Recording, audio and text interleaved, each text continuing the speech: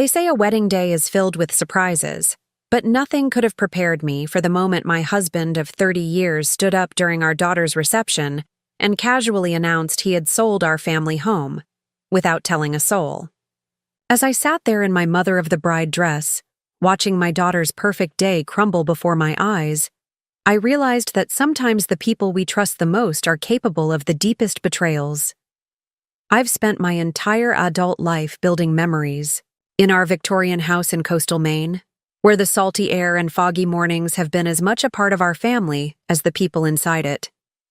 For 3 decades, I've taught piano lessons in the sun-drenched front room, watching generations of children grow up as their fingers danced across my baby grand. Every scratch on the hardwood floors, every nick in the banister, every creak in the stairs tells a story, our story. At least, that's what I thought until that fateful Saturday in June, when everything I believed about my marriage shattered like fine china on marble floors. The morning of Emma's wedding had started perfectly. The weather was exactly what every bride dreams of: bright sunshine with a gentle breeze coming off the Atlantic, carrying the scent of salt and summer roses. I was in the master bedroom, helping Emma with her dress, the same room where I'd nursed her through countless fevers, braided her hair for first dates, and wiped away tears after heartbreaks. The antique mirror that had been my grandmother's reflected 3 generations of women: me, Emma, and my mother, all of us dabbing at our eyes and trying not to ruin our makeup. "Mom, stop crying," Emma laughed, though her own eyes were glistening. "You'll make me start, and this mascara cost a fortune." She looked absolutely radiant in her vintage-style lace gown, her dark hair swept up in an elegant knot, a few curls framing her face, just like I'd worn my hair on my own wedding day. "I can't help it," I said, smoothing an imaginary wrinkle from her dress. "You look so beautiful, sweetheart." I caught my mother's eye in the mirror, and we shared a knowing smile. She had done this for me 30 years ago, in this very room, when I married Richard. Richard. My husband was downstairs, somewhere, probably fussing with his bow tie or making sure the caterers had everything they needed. He'd been acting strange lately, distracted, spending long hours at his investment firm, taking phone calls in the garden where he thought I couldn't hear him. I'd brushed it off as stress about the wedding, about giving away his only daughter. If only I'd paid more attention to those warning signs, those little moments that now seem so glaringly obvious in hindsight. The ceremony at the local church was beautiful, everything running smoothly despite my perfectionist daughter's worries. As Emma and James exchanged their vows, I squeezed Richard's hand, remembering our own wedding day. He squeezed back, but now I wonder if he was already thinking about what he was going to do later. If he was already calculating how to drop his bomb at the perfect moment for maximum impact. We returned to our house for the reception. The backyard had been transformed into a fairy tale setting, with white tents, twinkling lights, and tables decorated with hydrangeas and roses from my garden. The same garden where Emma had taken her first steps, where we'd hosted countless summer barbecues, where Richard had built her a treehouse that still stood in the old maple tree. Everything was perfect, or so it seemed. The first hint that something was wrong came during the cocktail hour. I was mingling with guests, accepting compliments about the beautiful ceremony and the house's decorations, when I overheard a snippet of conversation between Richard and James's father. Something about closing dates and paperwork. At the time, I assumed they were discussing James and Emma's new house. The young couple had just bought their first home together in Boston. It wasn't until after the main course, as servers were clearing plates and the band was setting up for the first dance, that Richard clinked his glass and stood up. I expected the usual father of the bride speech, something heartfelt about watching his little girl grow up, about welcoming James to the family. Instead, what came next would turn our perfect day into something from a nightmare. "I have an announcement to make," Richard said, his voice carrying across the tent. There was something in his tone that made my stomach clench, a note of forced cheerfulness that I'd learned to recognize over 30 years of marriage. As some of you know, I've been planning a surprise. Catherine, darling, I've sold the house. The world seemed to stop. For a moment, I thought I'd misheard him. Around me, the cheerful wedding chatter died away, replaced by a heavy silence broken only by the distant sound of waves against the shore. I stared at my husband, waiting for the punchline, for him to laugh and say it was all a joke. But his face remained fixed in that artificial smile, his eyes never quite meeting mine. "We close next week," he continued, as if he were announcing a vacation plan or a dinner reservation. "I've found us a beautiful condo in Florida.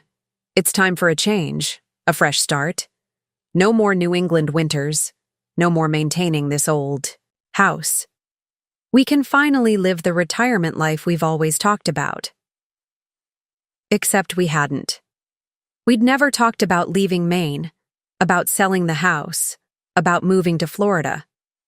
I'd always imagined growing old here, watching our grandchildren play in the same garden where Emma had spent her childhood.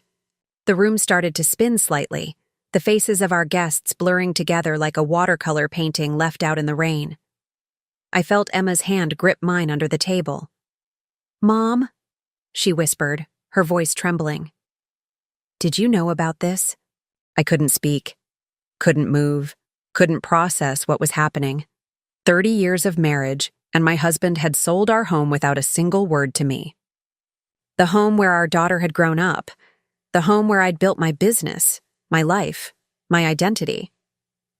"A toast," Richard declared, raising his champagne glass, seemingly oblivious to the shock rippling through the tent. "To new beginnings."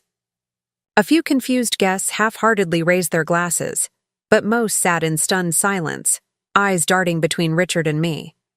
I could see James's parents exchanging worried glances. My mother, seated at the far end of the table, had her hand pressed to her mouth in horror. That's when Emma stood up, her wedding dress rustling like angry whispers. "How could you?"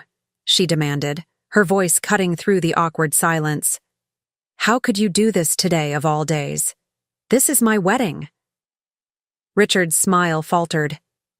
"For the first time. Sweetheart, I thought it would be perfect timing. The whole family's here to celebrate new beginnings. Your new life with James, our new life in Florida. The house isn't just yours to sell." I finally found my voice, though it sounded strange and distant to my own ears. "My name is on the deed. I run my business from there. It's all been taken care of," Richard cut in smoothly, that artificial smile still plastered on his face. "I've had my lawyer handle everything. The paperwork just needs your signature. Trust me, Catherine, this is for the best." Trust him? The word echoed in my head like a cruel joke.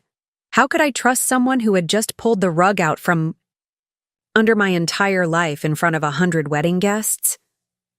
The band, who had been setting up for the first dance, stood awkwardly with their instruments, unsure whether to begin playing. The wedding planner hovered nearby, her clipboard clutched to her chest, looking desperately between Emma and me for some sign of what to do next. "I think," my mother's voice cut through the tension as she rose from her seat with the dignity of someone who had weathered many storms, "that this is a discussion best saved for another time. Today is Emma and James's day." But the damage was already done. The magical atmosphere of the wedding had evaporated like morning mist, replaced by a thick, uncomfortable tension. I could see guests whispering behind their hands, could feel their pitying glances. My daughter's perfect day had been hijacked by her father's bombshell, and there was nothing I could do to fix it. As the band finally began to play, trying desperately to salvage what was left of the celebration, I sat there in my carefully chosen mother-of-the-bride dress, feeling like I was watching someone else's life unravel. The house had been my anchor, my safe harbor in every storm. Now that anchor had been ripped away, and I was adrift in waters I never thought I'd have to navigate. Richard tried to take my hand under the table, but I pulled away. In that moment, looking at his familiar profile, Against the backdrop of our soon-to-be former home, I realized I was looking at a stranger. Who was this man who could make such a monumental decision without consulting me? Who could choose this moment, our daughter's wedding day, to drop this bomb? The answer would come later, but for now, I had to somehow hold myself together. For Emma. For our guests. For the shreds of dignity I had left. But as I watched couples begin to drift onto the dance floor, as I saw Emma being led away by James, her shoulders shaking with barely contained emotion, I made a silent promise to myself. This wasn't over. Not by a long shot. The rest of the reception passed in a blur of forced smiles and awkward conversations. I went through the motions, cutting the cake, watching the father-daughter dance that now seemed like a cruel parody, accepting condolences, poorly disguised as congratulations from well-meaning guests, all while my mind raced, trying to piece together the puzzle of how this could have happened. As the evening wore on, I found myself in the kitchen, ostensibly checking on the catering staff, but really just seeking a moment of solitude. Through the window, I could see the party continuing in the backyard, the twinkling lights now seeming more mocking than magical. That's where Sarah, my best friend of 25 years, found me. "Kathy," she said softly, closing the kitchen door behind her. I just heard. I was in the bathroom during the announcement. She paused, then added, "I think I might know something." I turned to face her, my hands gripping the edge of the counter I'd picked out with Richard 15 years ago, during our kitchen renovation. "What do you mean?" Sarah glanced around, making sure we were alone. "Last week, I saw Richard having lunch with Jennifer Blake at the Marina restaurant." Jennifer Blake. The name hit me like a physical blow. She was one of Portland's most successful real estate agents, known for handling high-end properties and discreet sales. More importantly, she was Richard's ex-girlfriend from college, someone he'd sworn he hadn't spoken to in decades. They looked intimate, Sarah continued, clearly uncomfortable with the revelation. "I was going to tell you, but then with the wedding preparations and everything." She trailed off, wringing her hands. The pieces started falling into place. The late nights at the office, the secret phone calls, the mysterious meetings.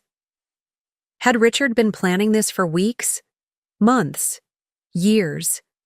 And Jennifer, had she been involved in more than just the house sale?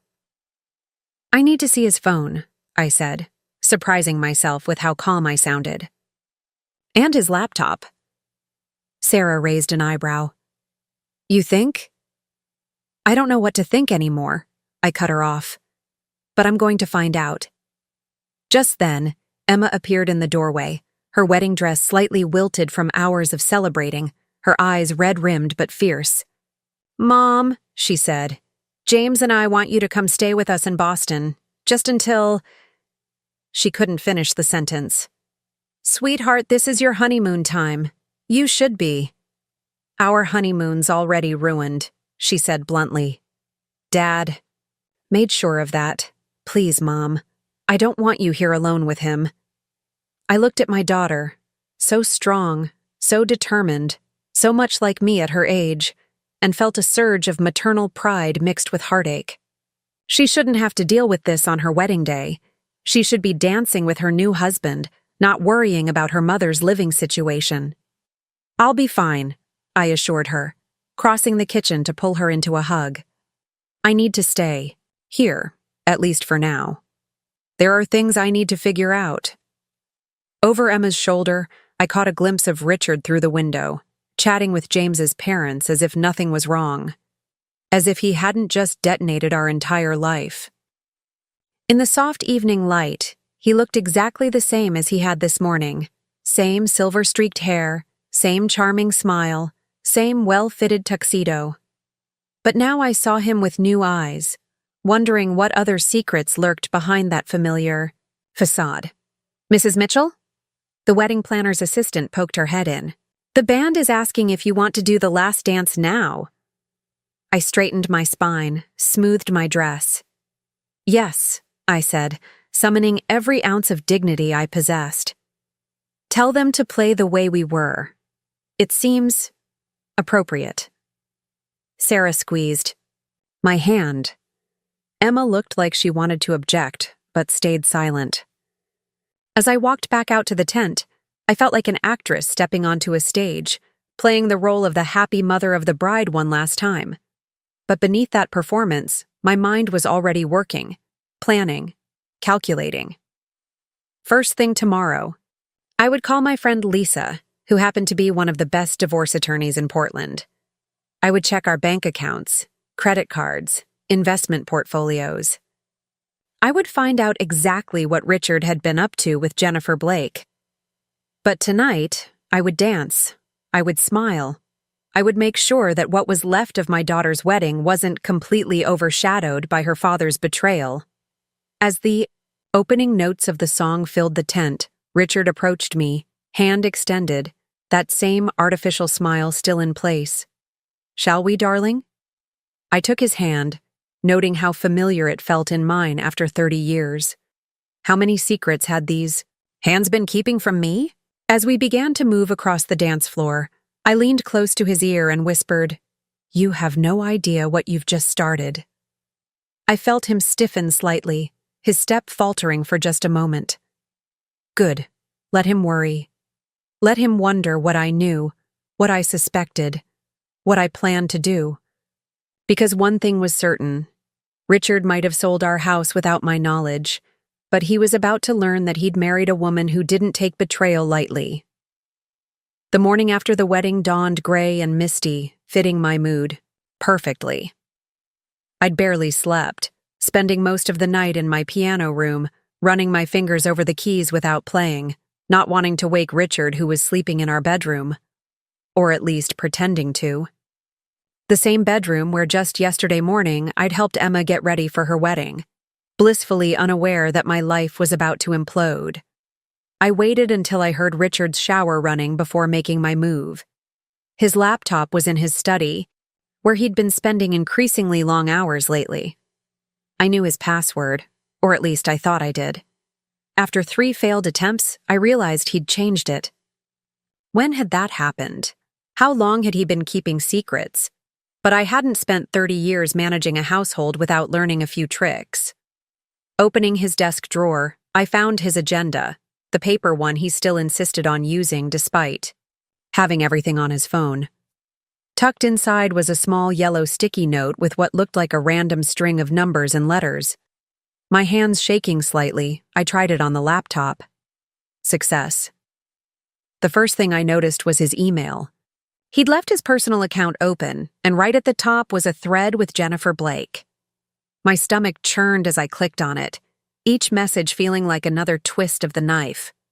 Everything's set for closing next week. The buyers are eager to move in by month's end. Perfect timing with the wedding. Catherine will be too distracted to notice anything amiss. The condo in Naples is ready whenever you are. Views are spectacular. Naples. Not just Florida, but Naples specifically, where Jennifer Blake had conveniently opened a new office 6 months ago. The pieces were falling into place with sickening clarity. I heard the shower stop and quickly forwarded the entire email thread to myself, along with any other suspicious-looking correspondence I could find. Then I cleared the browser history and shut down the laptop, my heart pounding. By the time Richard came downstairs, dressed in his casual Sunday best as if nothing had happened, I was sitting at the kitchen island, calmly sipping coffee and scrolling through my phone. "Good morning, darling," he said, his voice artificially bright. "Quite a party last night, wasn't it?" I looked up at him, this man I thought I knew better than myself, and felt a chill run down my spine. How long had he been planning this? How many mornings had he sat here, drinking coffee with me, all while orchestrating the destruction of our life together? "Lisa Carlton called," I said casually, watching his reaction. "She's free for lunch today." The coffee pot paused midway. To his cup. Lisa's reputation as a divorce attorney was well known in our social circle. "Why would you be having lunch with Lisa?" he asked, trying and failing to keep his tone light. "Oh, I think you know exactly why, Richard." I stood up, pushing my untouched coffee away. "By the way, how's Jennifer Blake these days? Still enjoying her new office in Naples?" The color drained from his face so quickly I thought he might faint. "Catherine, it's not what you think." "Really?" "Because I think you've been planning to sell our home and move to Florida with your college sweetheart for months now. I think you chose our daughter's wedding day to announce it because you thought I wouldn't make a scene. I think you've been lying to me for so long that you've forgotten what the truth feels like." "That's ridiculous," he sputtered, but his eyes darted away from mine. "Jennifer's just handling the sale. She got us an excellent price." "Save it," I cut him off. "I saw the emails, Richard. All of them." He set his coffee cup down with a clatter, coffee sloshing over the rim onto the pristine granite countertop. "You went through my laptop? That's private?" "Private?" I laughed, but there was no humor in it. "Like selling the house I've lived in for 30 years without telling me? Like planning to move to Naples without consulting your wife? That kind of private?" For a moment, we stood there in our soon-to-be former kitchen, the silence broken only by the steady drip of the coffee maker and the distant sound of waves. Everything looked the same as it had yesterday morning. The copper pots hanging above the island, the herbs growing in the window box, the children's artwork still proudly displayed on the refrigerator. But nothing would ever be the same again. "I was going to tell you," Richard finally said, his voice quiet. "After the wedding, I had it all planned out." "Oh, I'm sure you did. Just like you had the sale planned out, the move planned out, your whole new life with Jennifer planned out." I moved toward the door, grabbing my car keys from the hook. "Well, guess what? I've got some plans of my own." "Where are you going?" he called after me, panic finally creeping into his voice. I turned back to look at him one last time, this stranger wearing my husband's face. "To see Lisa Carlton." "And Richard?" "I'd start looking for a good lawyer of your own. You're going to need one." Lisa's office occupied the top floor of a restored Victorian in Portland's Old Port District, with views of the harbor that would normally have captured my attention. Today, I barely noticed them. I sat in her elegant conference room, surrounded by dark wood paneling and maritime paintings, watching as she reviewed the emails I'd forwarded to myself from Richard's laptop.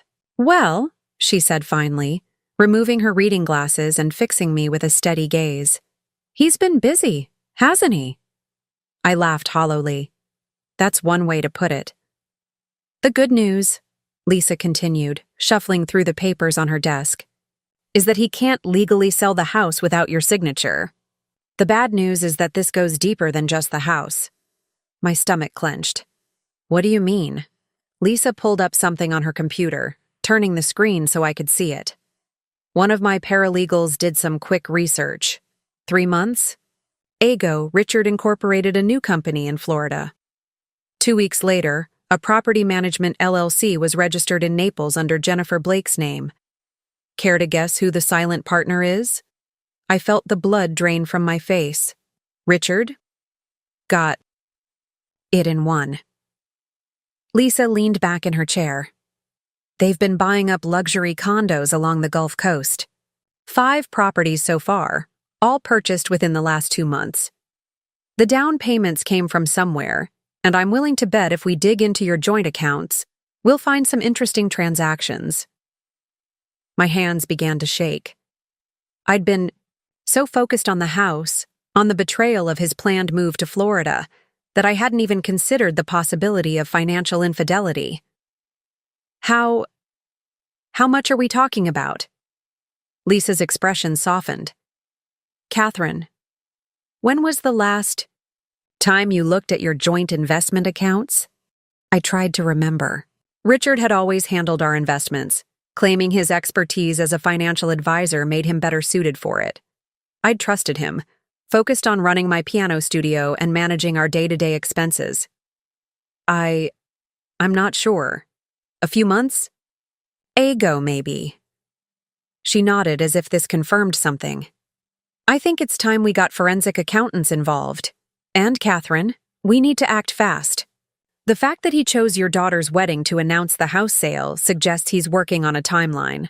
He might have other moves planned that we don't know about yet. Just then, my phone buzzed. A text from Emma. Mom, are you okay? James and I are worried. Call me when you can. Sweet Emma, who should be enjoying her first day of married life instead of worrying about her mother. I texted back quickly. I'm fine. Meeting with Lisa Carlton. We'll call later. Love you. Your daughter's support will be important, Lisa said, watching me. But right now, we need to focus on protecting your assets. I'm going to file an emergency injunction to prevent any further property sales or large financial transactions. Then She was interrupted by another buzz from my phone. This time it was Sarah. You need to see this. Jennifer Blake just posted on Instagram. Call me ASAP. Excuse me, I said to Lisa, my fingers already dialing Sarah's number. She answered on the first ring. Kathy, I'm so sorry, but you need to know. Jennifer posted a picture an hour ago. She's on a balcony overlooking the Gulf of Mexico. The caption says New Beginnings with a heart emoji. My free hand clenched into a fist. Where exactly was this taken? According to the location tag, the Naples Grande Beach Resort. Lisa, who had been pretending not to listen, straightened in her chair. Catherine, what is it? I put the phone on speaker and asked Sarah to send me the post. When it popped up on my screen, I turned it to show Lisa. There was Jennifer, looking exactly as I remembered her from college. Tall, blonde, eternally youthful, standing on a luxurious balcony with the Gulf of Mexico spreading out behind her. She was holding a champagne glass and wearing an expression of smug satisfaction that made me want to reach through the screen and wipe it off her face. But it was the other details that caught my attention. In the reflection of the sliding glass door behind her, I could see someone else. Someone holding a camera. Someone with silver-streaked hair and a familiar stance. Well, Lisa said grimly, I think we can guess where your husband is right now. The rage that had been simmering inside me since last night suddenly boiled over. While I'd been sitting in our kitchen this morning, watching him play innocent and make excuses, his bags had probably already been packed. He'd probably gone straight from our conversation to the airport. Lisa, I said, my voice surprisingly steady despite the earthquake happening inside me. Exactly how much trouble would I be in if I forwarded these pictures to every country club member in Portland? A ghost of a smile crossed her face. Let's hold off on that for now. I have a better idea. She reached for her phone. I know a wonderful private investigator who specializes in financial fraud, and I think it's time we started building a case that will make your husband wish he'd never heard of Naples, Florida. Marcus Reynolds looked nothing like the private investigators I'd seen in movies. No worn trench coat, no world-weary expression, no cigarette dangling from his lips. Instead, he arrived at Lisa's office 2 hours later, wearing a crisp navy suit and carrying a laptop that looked like it cost more than my car. His silver-rimmed glasses and neatly trimmed beard gave him the appearance of a university professor, rather than someone who uncovered hidden assets for a living. Mrs. Mitchell, he said, shaking my hand firmly. I've already started preliminary research based on what Lisa told me. You might want to sit down for this. I sank into one of Lisa's leather chairs, gripping the armrests. How bad is it? Marcus opened his laptop, pulling up a series of spreadsheets and documents. Over the past 6 months, your husband has systematically moved money from your joint investment accounts into a series of shell companies. The property management LLC with Jennifer Blake is just the tip of the iceberg. He turned the screen toward me, pointing out transaction after transaction. See these transfers? Small enough to avoid immediate attention, but they add up. He's been moving money through at least 3 different offshore accounts, then filtering it back into the United States through the Florida corporations. How much? I barely recognized my own voice. Marcus glanced at Lisa before answering. Based on what we've traced so far, just over $2 million. The room started spinning. $2 million. Our retirement savings, our investment portfolio, the money we'd set aside for Emma's future children's college funds, all gone. But that's not all, Marcus continued, his voice gentle but firm. The house sale? The buyers are another shell. Company ultimately controlled by Jennifer Blake's property management firm. They're planning to flip it for a significant profit. Your husband's been orchestrating both sides of the transaction. Lisa leaned forward. Which means we can prove fraud. The sale price is well below market value. He's essentially selling it to himself through Jennifer's company. I thought about my piano studio, about the generations of students who'd learned to play in that sun-drenched room, about the garden I'd tended for 3 decades, about the memories soaked into every wall and floorboard. Can we stop the sale? Already done, Lisa said with satisfaction. I filed the emergency injunction an hour ago. Richard can't move forward with the sale, and he can't access any of your joint accounts or assets. My phone buzzed again. Another text from Emma. Mom, Dad's not answering his phone. James's parents are asking what's going on. Should I tell them anything? Sweet, protective Emma, still trying to manage the fallout from her ruined wedding day. I texted back, tell them the truth. Your father can deal with the consequences of his actions. Mrs. Mitchell, Marcus said, drawing my attention back to his laptop, there's something else you should see. He pulled up what looked like surveillance photos. These were taken last month at the Naples Grand. Your husband and Ms. Blake weren't just planning business ventures. The photos showed Richard and Jennifer at dinner, walking on the beach, sharing intimate moments that made my stomach turn.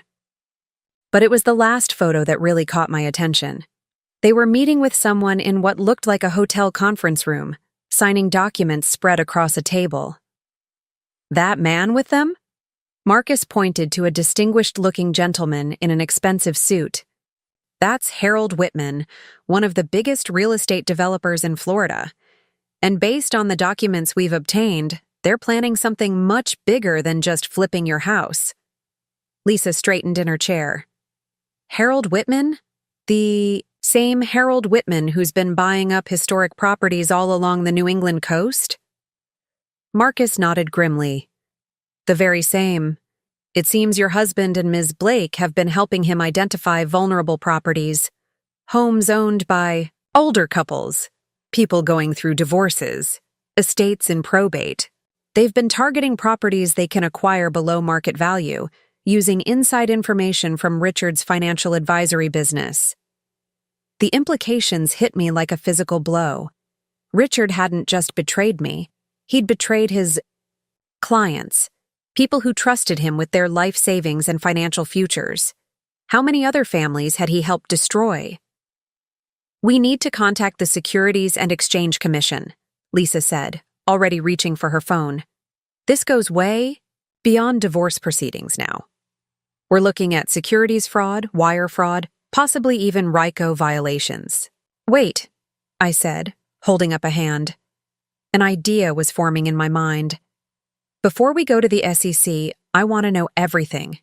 Every property they're targeting, every client they've scammed, every dollar they've stolen. And I want to know exactly when they're planning to meet Harold Whitman again. Marcus raised an eyebrow. Why? A cold smile spread across my face. Because Richard and Jennifer aren't the only ones who can plan a surprise announcement at a public event. And I think it's time we showed them exactly who they're dealing with.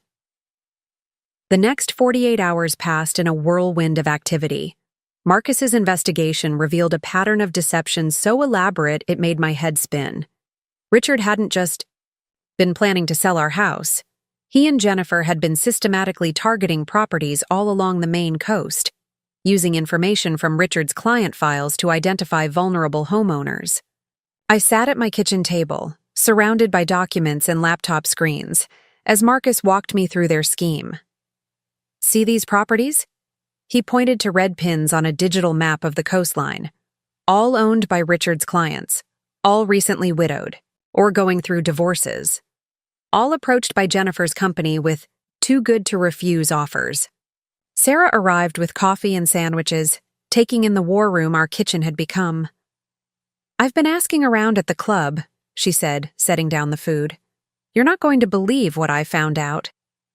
I looked up from a particularly disturbing spreadsheet. "What?" "Remember that charity gala Jennifer chaired last spring? The one for historic preservation?" Sarah's eyes glittered with righteous anger. "It wasn't just a fundraiser. They were using it to identify potential targets, older homes, especially ones owned by elderly couples or people in financial distress." The memory hit me like a punch to the gut. Richard had insisted we attend that gala, even though I'd wanted to stay home and prepare for a student recital. He'd worked the room all evening, introducing Jennifer to our friends and neighbors, presenting her as a passionate advocate for historic preservation. "The ultimate con," Marcus muttered, adding more pins to his map. "Use a preservation charity as cover while plotting to flip historic properties for commercial development." My phone buzzed. Emma again. "Mom, Dad just called. He's acting like nothing's wrong, asking about our honeymoon plans. What should I tell him?" I thought carefully before responding. "Tell him you're too busy to talk. We don't want him suspicious." Lisa had brought in a forensic accountant who was tracing the money through a maze of offshore accounts and shell companies. The numbers were staggering. Richard and Jennifer hadn't just stolen from me. They'd been skimming from Richard's investment clients for months, using the money to fund their real estate schemes. "The Whitman connection is key," Marcus said, pulling up surveillance photos from Naples. "He's planning to announce a major development project next week, a chain of luxury resorts all along the New England coast. Your house was supposed to be one of the first properties." I stared at the photos, at Richard and Jennifer cozied, up to the distinguished Harold Whitman, champagne glasses in hand. "When exactly is this announcement?" "Thursday evening, big charity event at the Naples Grand. Whitman's using it to unveil his vision for historic preservation. That's what they're calling this development scheme." Marcus's lip curled in disgust. Sarah, who'd been quietly observing, suddenly sat up straighter. "Thursday? Isn't that the same night as the Portland Preservation Society's summer gala?" I felt a smile spread across my face. Not a nice one. "Yes, it is. And as a board member, I'm supposed to give a speech." Lisa, who'd been on the phone with her contacts at the SEC, hung up and joined our discussion. "Catherine, what are you thinking?" The plan was already forming in my mind. "Marcus, can you get me every detail about Whitman's announcement? Guest list, schedule, security arrangements, everything." He nodded. "Already on it. But what's the angle?" "Richard and Jennifer think they're going to blindside everyone with their big announcement. But what if we beat them to it?" I turned to Lisa. "How quickly can the SEC move once they have evidence?" "With what we've uncovered?" "Very quickly. But Catherine, if you're planning what I think you're planning, we need to be careful. These people are dangerous." I thought about my house, about my students, about all the other families Richard and his conspirators had targeted. They've been careful and quiet, working in the shadows. Well, I think it's time to shine a very bright light on everything they've been doing. Sarah grabbed my hand. "Whatever you're planning, I'm in." Marcus closed his laptop with a decisive click.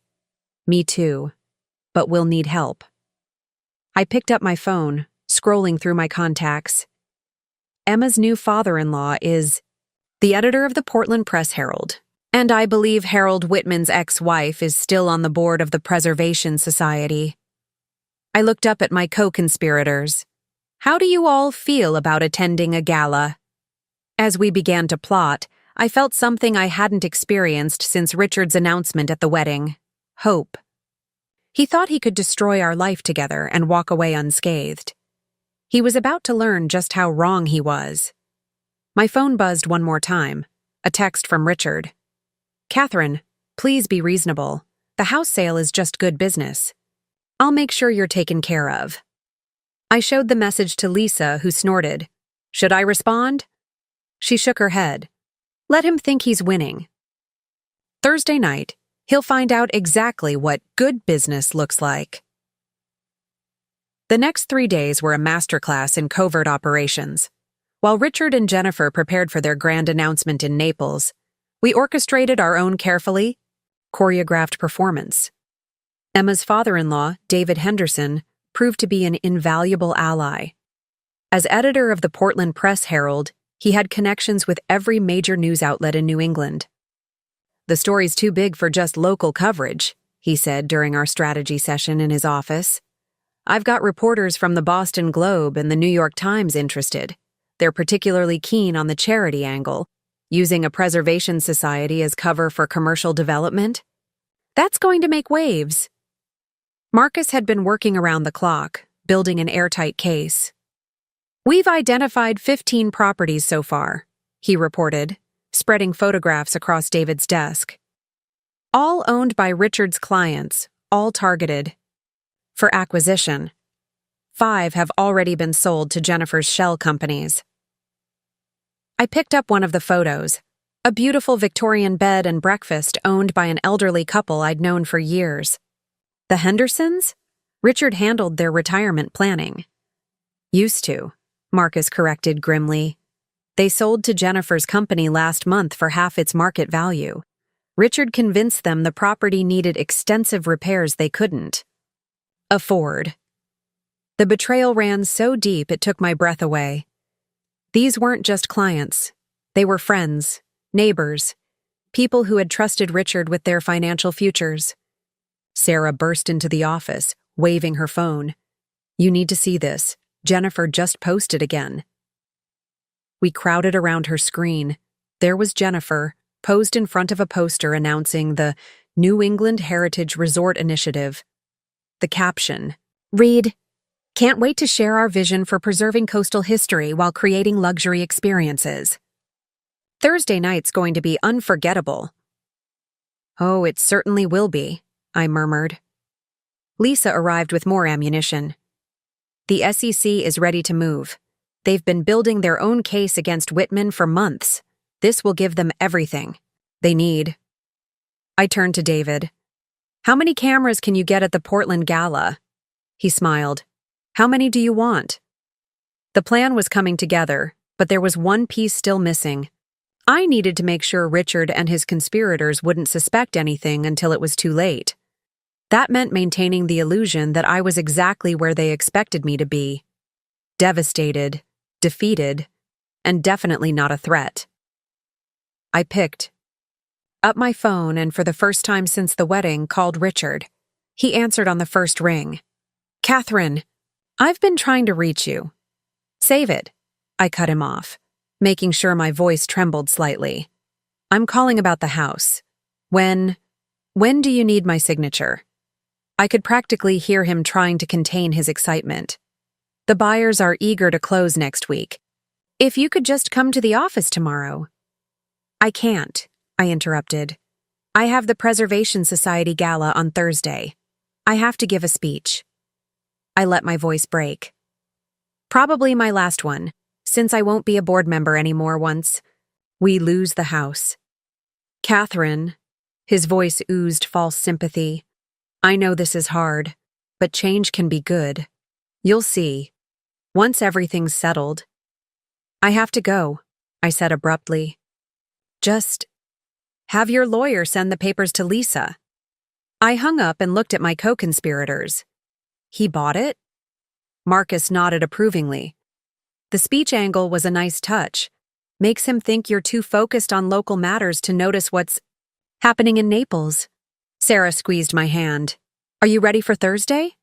I thought about the speech I'd prepared, not the one Richard expected me to give, but the one that would blow his entire operation wide open. I thought about the cameras that would be rolling, the reporters standing by, the SEC agents waiting. In the wings. Almost, I said. There's one more person we need to bring into the loop. They looked at me questioningly. Harold Whitman's ex-wife, I explained. Margaret Whitman isn't just on the Preservation Society board, she owns 30% of Whitman Development's voting shares, and I happen to know she's still bitter about Harold leaving her for his 25-year-old personal trainer. Lisa's eyes lit up. The shareholders' meeting is next month, if we can get her on our side. Exactly, I smiled. Harold won't just lose this development deal, he'll lose control of his company. David was already reaching for his phone. Margaret and I go way back. Let me set up a lunch. As they scrambled to set the final pieces in place, I walked to the window of David's office. From here, I could see the Portland waterfront, the historic buildings Richard and his cronies had planned to turn into overpriced resorts. My house was just one small part of their scheme, but they had picked the wrong woman to underestimate. Catherine, Sarah called softly. Margaret can meet us in an hour at the Cape Elizabeth Club. I turned back to my team, straightening my shoulders. Perfect. Let's go explain to Mrs. Whitman exactly how her ex-husband plans to destroy New England's historic coastline and how she can help us stop him.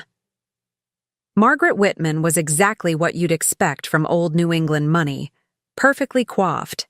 Silver hair, understated designer clothes, and the kind of posture that comes from generations of finishing school. She sat across from me at the Cape Elizabeth Club, stirring her martini with precise movements as she absorbed everything we'd told her.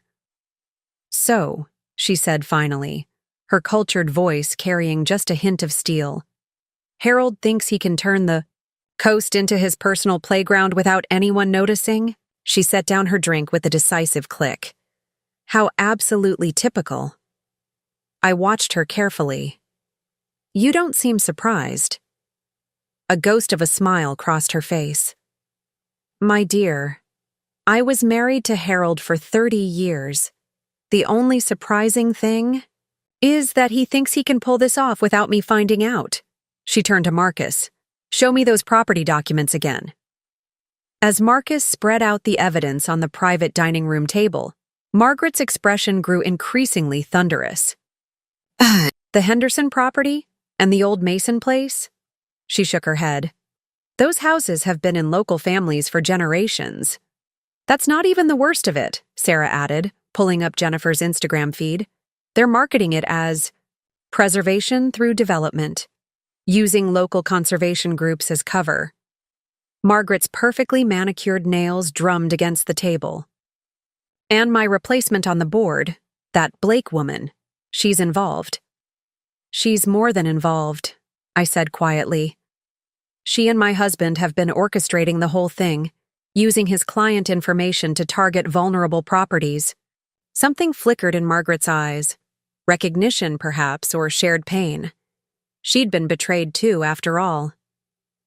The shareholders' meeting is in 3 weeks, she said thoughtfully. Harold's planning to announce this development project as his grand vision for the company's future. He's been hinting at a major initiative that will revolutionize coastal real estate. Lisa leaned forward. With your shares, plus the evidence we've gathered of securities fraud and misuse of corporate resources, we could stop the project, Margaret finished. But that's not enough, is it? She fixed me with a penetrating stare. You want more than that. I met her gaze steadily. I want them to feel what it's like to have everything taken away in public, just like Richard did to me at my daughter's wedding. Margaret's smile turned predatory. Now that's something I can appreciate. She reached for her phone. Harold's not the only one with connections. Give me an hour. While Margaret made her calls, Marcus updated us on the Naples situation. Whitman's event is scheduled for 8 p.m. Thursday. They're expecting over 200 guests. Investors, developers, local politicians. Jennifer's company is handling the arrangements. And Richard? I asked. He's already there. Checked into the Naples Grande yesterday. He and Jennifer have been meeting with potential investors all day. My phone buzzed. Another text from Richard. Lawyers are drawing up the final paperwork. Everything's going to work out for the best, you'll see. I showed it to Lisa, who snorted. He really believes he's got it all wrapped up, doesn't he? Margaret returned, looking pleased with herself. Well, that's taken care of. I've spoken to several board members. They're concerned about Harold's recent decision-making, particularly after I mentioned certain irregularities in the company's property acquisitions. How concerned? Lisa asked. Concerned enough to call an emergency board meeting for Friday morning. Margaret's smile was arctic. The day after his big announcement. Sarah's phone pinged. She glanced at it and grinned. Jennifer just posted again. They're doing a press preview tomorrow morning. Can't wait to share our vision for the future of New England's coast. The future of New England's coast, Margaret repeated softly. You know, Harold used those exact words when he was convincing the board to approve his initial property acquisitions. He never could come up with his own material. I looked around at these women, Margaret with her old money influence, Sarah with her social network connections, Lisa with her legal expertise, and felt a surge of gratitude. None of them had hesitated to help, to fight back against men who thought they could take whatever they wanted. Tomorrow night, I said, Richard and his friends are going to learn a very expensive lesson about underestimating women like us. Margaret raised her martini glass. 2 expensive lessons. As we clinked glasses, my phone buzzed one final time. A message from Emma. Just saw Jennifer's post about the Naples announcement. Dad's really going through with this, isn't he? I typed back quickly. Don't worry, sweetheart. Everything's under control. Just make sure you're watching the Portland news tomorrow night. The Portland news? Sarah asked, reading over my shoulder. I smiled. Richard always did love being the center of attention. Tomorrow night he's going to get his wish, just not quite the way he planned. Margaret set down her glass and fixed me with a serious look. You realize, once we do this, there's no going back. Harold won't just be angry, he'll be desperate, and desperate men are dangerous. I know, I replied, thinking of the look in Richard's eyes when he'd announced selling our house, that mixture of triumph and contempt. But you know what's more dangerous than desperate men? What's that? Women who have nothing left to lose. The night before the gala, I couldn't sleep. I wandered through our house, my house, touching familiar surfaces, remembering. The kitchen where I'd taught Emma to bake cookies. The living room where Richard and I had spent countless evenings, planning our future. The piano room where I'd built my business, note by note, student by student. Everything looked exactly the same, yet everything had changed. My phone lit up with a text from Marcus. You need to see this. Turning on your laptop now. I hurried to my study, where my laptop screen flickered to life. Marcus had remote access to the security cameras at the Naples Grand, and there they were.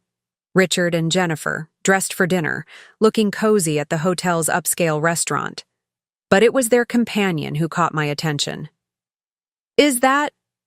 I typed quickly.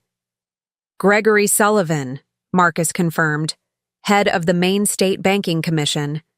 My hands clenched into fists. Greg Sullivan had been at our house for dinner just last month, laughing at Richard's jokes, complimenting my cooking. Now here he was, deep in conversation with the man who'd betrayed me, betrayed all of us. How deep does this go? I wondered aloud. My phone rang. Lisa. Catherine? We have a problem. My stomach clenched. What kind of problem? Someone leaked tomorrow's guest list to Jennifer.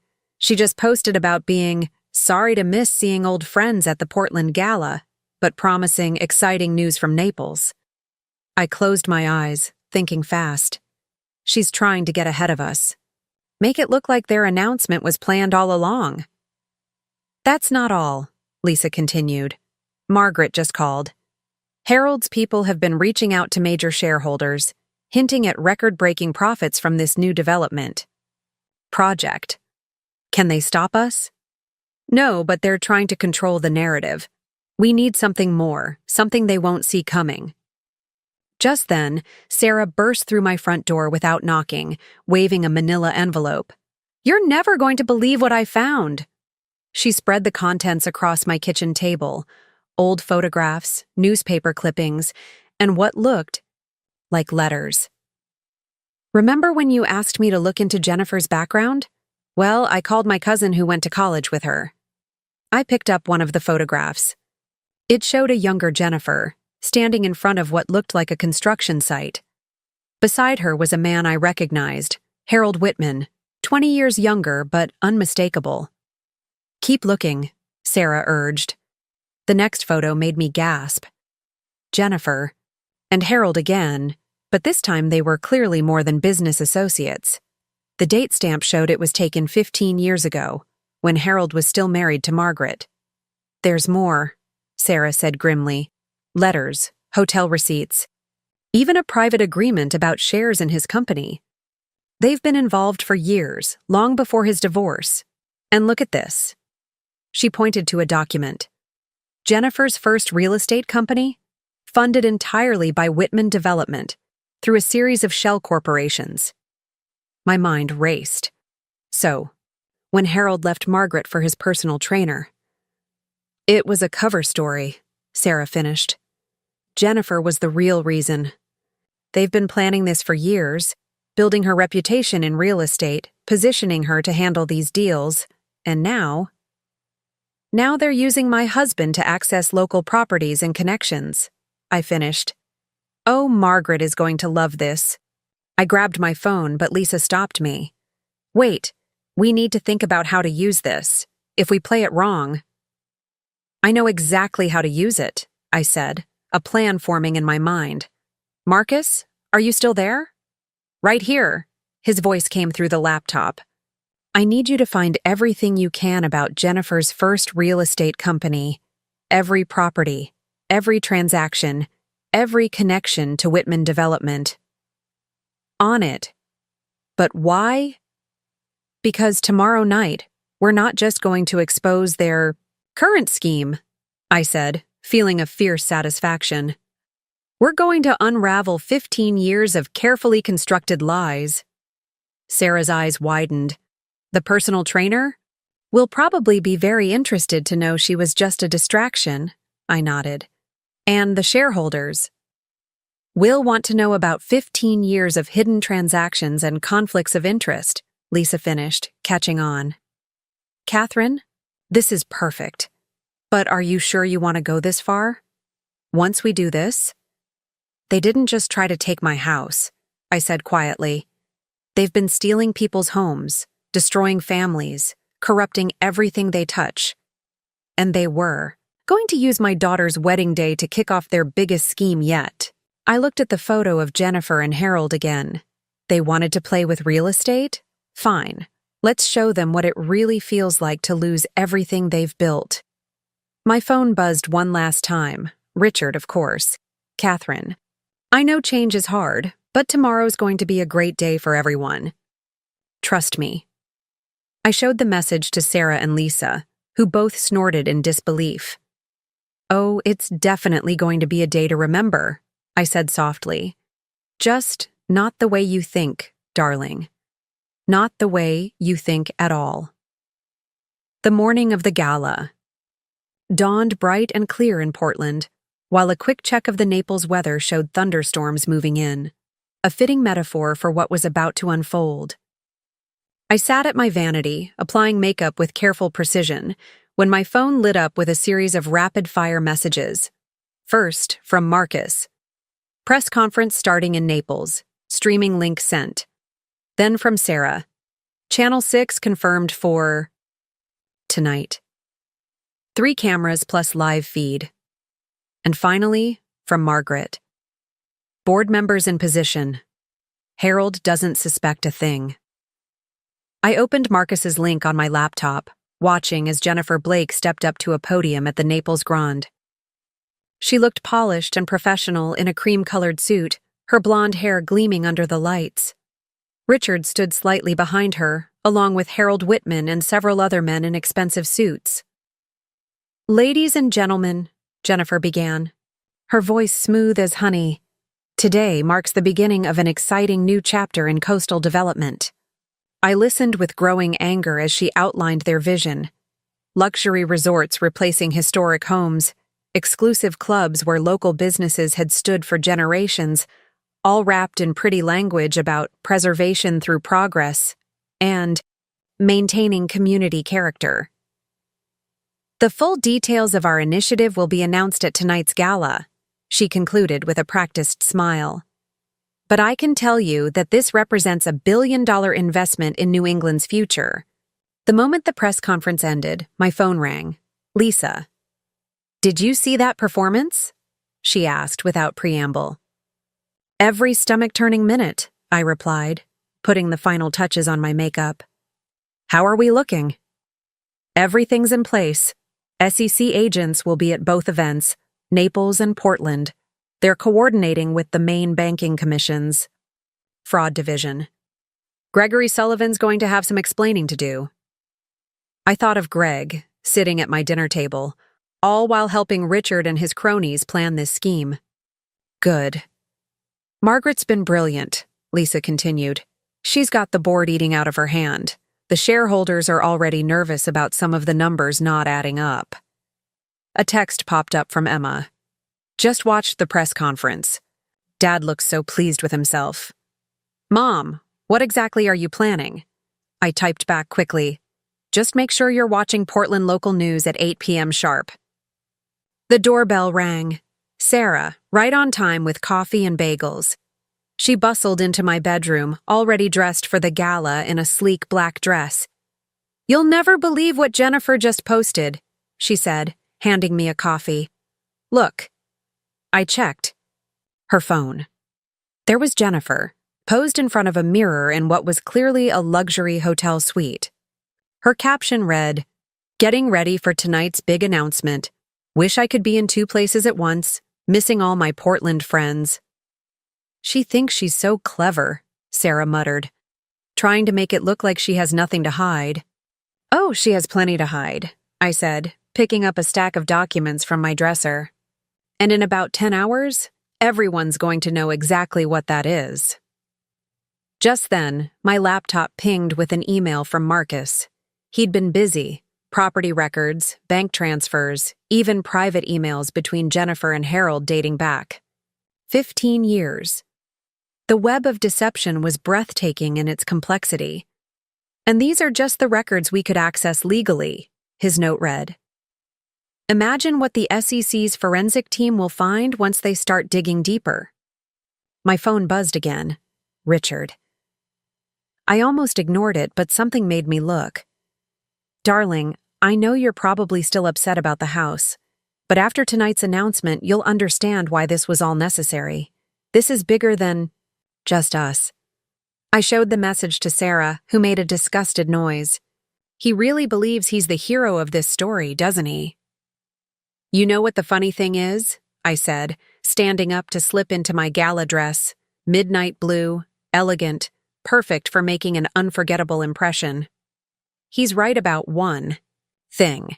This is bigger than just us. That's exactly why we have to stop them." My phone lit up again. David Henderson this time. "Press packets ready. Reporters briefed. You're sure about the timing?" "Absolutely," I replied. "The moment Jennifer and Richard start their announcement in Naples, we go live in Portland. I want them to see everything fall apart in real time." Sarah helped me fasten my necklace, my grandmother's pearls, the ones I'd worn at my wedding. "Are you nervous?" I met my reflection's eyes in the mirror. "No," I realized. "For the first time since the wedding, I feel completely certain about what I'm doing." Lisa arrived just then, carrying garment bags with our backup outfits. "Car's ready. Margaret just texted. She's already at the venue, overseeing the final preparations." I took one last look around my bedroom, remembering all the mornings I'd spent here with Richard, planning our days, sharing our dreams. Tonight, I'd bring all his new dreams crashing down. But first I had a speech to give, just not the one he was expecting. "Ladies," I said, picking up my clutch, which contained copies of all our evidence. "Shall we go make some history?" Sarah grinned. "Let's go show them what happens when—" "You underestimate the wrong women." As we walked out to the waiting car, I felt a strange sense of calm. In Naples, Richard and Jennifer were probably congratulating themselves on their brilliant plan. In a few hours, they'd learn just how badly they'd miscalculated. The Portland Historical Society's annual gala was always an elegant affair, but this year they'd outdone themselves. The restored Victorian mansion that served as their headquarters was transformed, strings of lights turning the gardens into a fairyland, while inside, the grand ballroom sparkled with crystal and silver. "Channel 6 is set up in the library," Sarah whispered as we entered. "They're doing some preliminary interviews now, but they're ready to go live the moment you give the signal." I nodded, scanning the room. Already, Portland's elite were gathering. Old money families in designer clothes, local politicians working the crowd, real estate developers eyeing the historic architecture. How many of them, I wondered, were part of Richard and Harold's scheme? Margaret appeared at my elbow, resplendent in emerald green. "Harold just called," she murmured.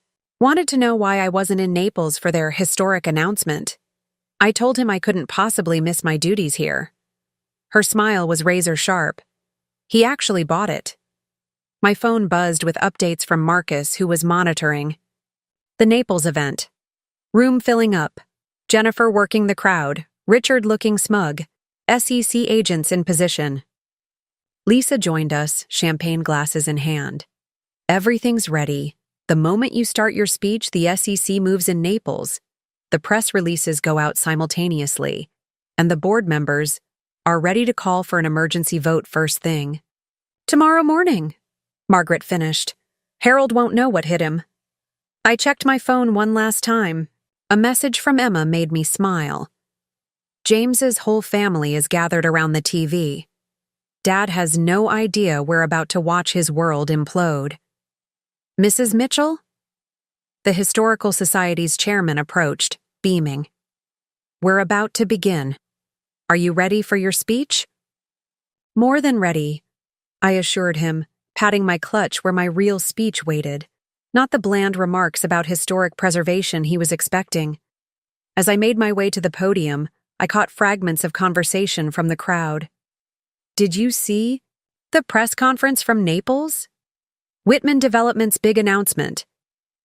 Jennifer Blake's really made a name for herself." If they only knew. The chairman tapped his glass for attention. "Ladies and gentlemen, welcome to the Portland Historical Society's annual gala. Before we begin tonight's festivities, I'd like to introduce our speaker, Mrs. Catherine Mitchell, who has been a tireless advocate for historic preservation." I took my place at the podium, looking out over the sea of familiar faces. How many of them had known about Richard's plans? How many had kept quiet, thinking they might profit from the scheme? "Thank you," I began, my voice steady. "You know, I've been thinking a lot about preservation lately, about what we choose to protect and what we allow to be destroyed." I could see Sarah positioning herself near the library doors, where the TV cameras waited. Margaret had moved to stand beside the major shareholders she'd quietly briefed. Lisa stood ready with her phone, waiting to give the signal that would set everything in motion. "My husband recently told me that change is inevitable," I continued. "That progress can't be stopped.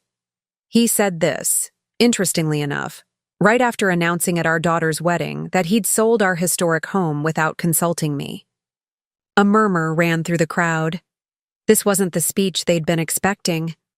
But what my husband failed to understand is that true preservation isn't just about buildings.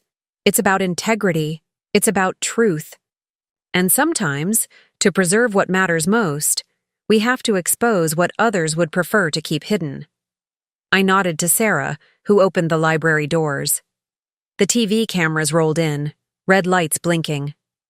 Ladies and gentlemen, I said, my voice carrying clearly through the sudden hush. I'm afraid this won't be the speech you were expecting. Instead, I'm going to tell you a story about greed, betrayal, and corruption that goes straight to the heart of Maine's historic preservation community. My phone lit up. Marcus. Jennifer just started her speech in Naples. They're live streaming. Perfect timing. Right now, in Naples, Florida, my husband Richard Mitchell and Jennifer Blake are making what they're calling a historic announcement about the future of New England's coastal properties. They're promising luxury resorts, exclusive developments, and what they call preservation through progress. I pulled out the first document from my clutch. What they're not telling you is how they plan to acquire these properties. They're not mentioning the elderly homeowners they've deceived, the families they've manipulated, or the 15-year conspiracy that brings us to this moment. The room was absolutely silent now, all eyes fixed on me. Through the cameras, I knew my words were reaching a much larger audience. And in Naples, Richard and Jennifer were about to have their perfect moment shattered. So let me tell you what's really been happening in our community, I said, my voice hard as steel. And let me show you exactly what preservation through progress really means to the people behind Whitman Development's grand vision. The trap was set. The cameras were rolling. And in 2 cities, the truth was about to explode like a bomb, destroying everything Richard and his conspirators had built on their foundation of lies. Let's start with this, I said, holding up the first photograph, Jennifer and Harold from 15 years ago. The image appeared on screens around the room, cameras zooming in tight. This was taken in 2009, when Harold Whitman was still married to Margaret Whitman, and Jennifer Blake was supposedly just a promising young real estate agent. A gasp went through the crowd. Margaret, right on cue, stepped forward, her voice carrying clearly. While my husband was claiming to be involved with his personal trainer, he was actually funding Ms. Blake's first real estate company through a series of shell corporations designed to hide their relationship. My phone buzzed. Marcus? Sending updates from Naples. Jennifer just stumbled over her speech. They've seen the Portland broadcast. Good. But this isn't just about a hidden affair, I continued, my voice steady. This is about a systematic conspiracy to defraud homeowners, manipulate property values, and destroy historic communities for profit. I pulled out the next set of documents, and the screens filled with transaction records, bank transfers, emails. Over the past 6 months alone, Richard Mitchell has used his position as a financial advisor to identify vulnerable properties. Elderly clients facing medical bills, families dealing with divorce or death, people who trusted him with their financial futures. The murmuring in the room grew louder. I could see several of Richard's clients in the crowd, their faces shifting from confusion to anger as they recognized their own properties in the documentation. Meanwhile, Jennifer Blake's company, funded by Whitman Development, has been approaching these same clients, offering to save them with below-market purchases. What they didn't know was that these properties were already slated for development as part of a massive luxury resort project. Another update from Marcus. SEC moving in. Richard trying to leave the podium. Jennifer looks like she's going to be sick. I clicked to the next slide, a map of the Maine coast, red pins marking all the targeted properties. This isn't preservation. This is predation. And it goes all the way to the top of our state's regulatory system. Right on cue, the doors opened, and 2 FBI agents entered, flanking Gregory Sullivan from the Banking Commission. The crowd parted as they led him out, cameras following every step. Mr. Sullivan has been kind enough to provide state regulators with a full confession, I announced, watching the color drain from several developers' faces. It seems he's been accepting bribes to fast-track certain property transactions while delaying investigations into complaints. My phone lit up with a call from Emma. I gestured to Sarah, who answered it and put it on speaker. Mom. Emma's voice rang out. They're showing everything in Naples. Dad just tried to run off stage, but security stopped him.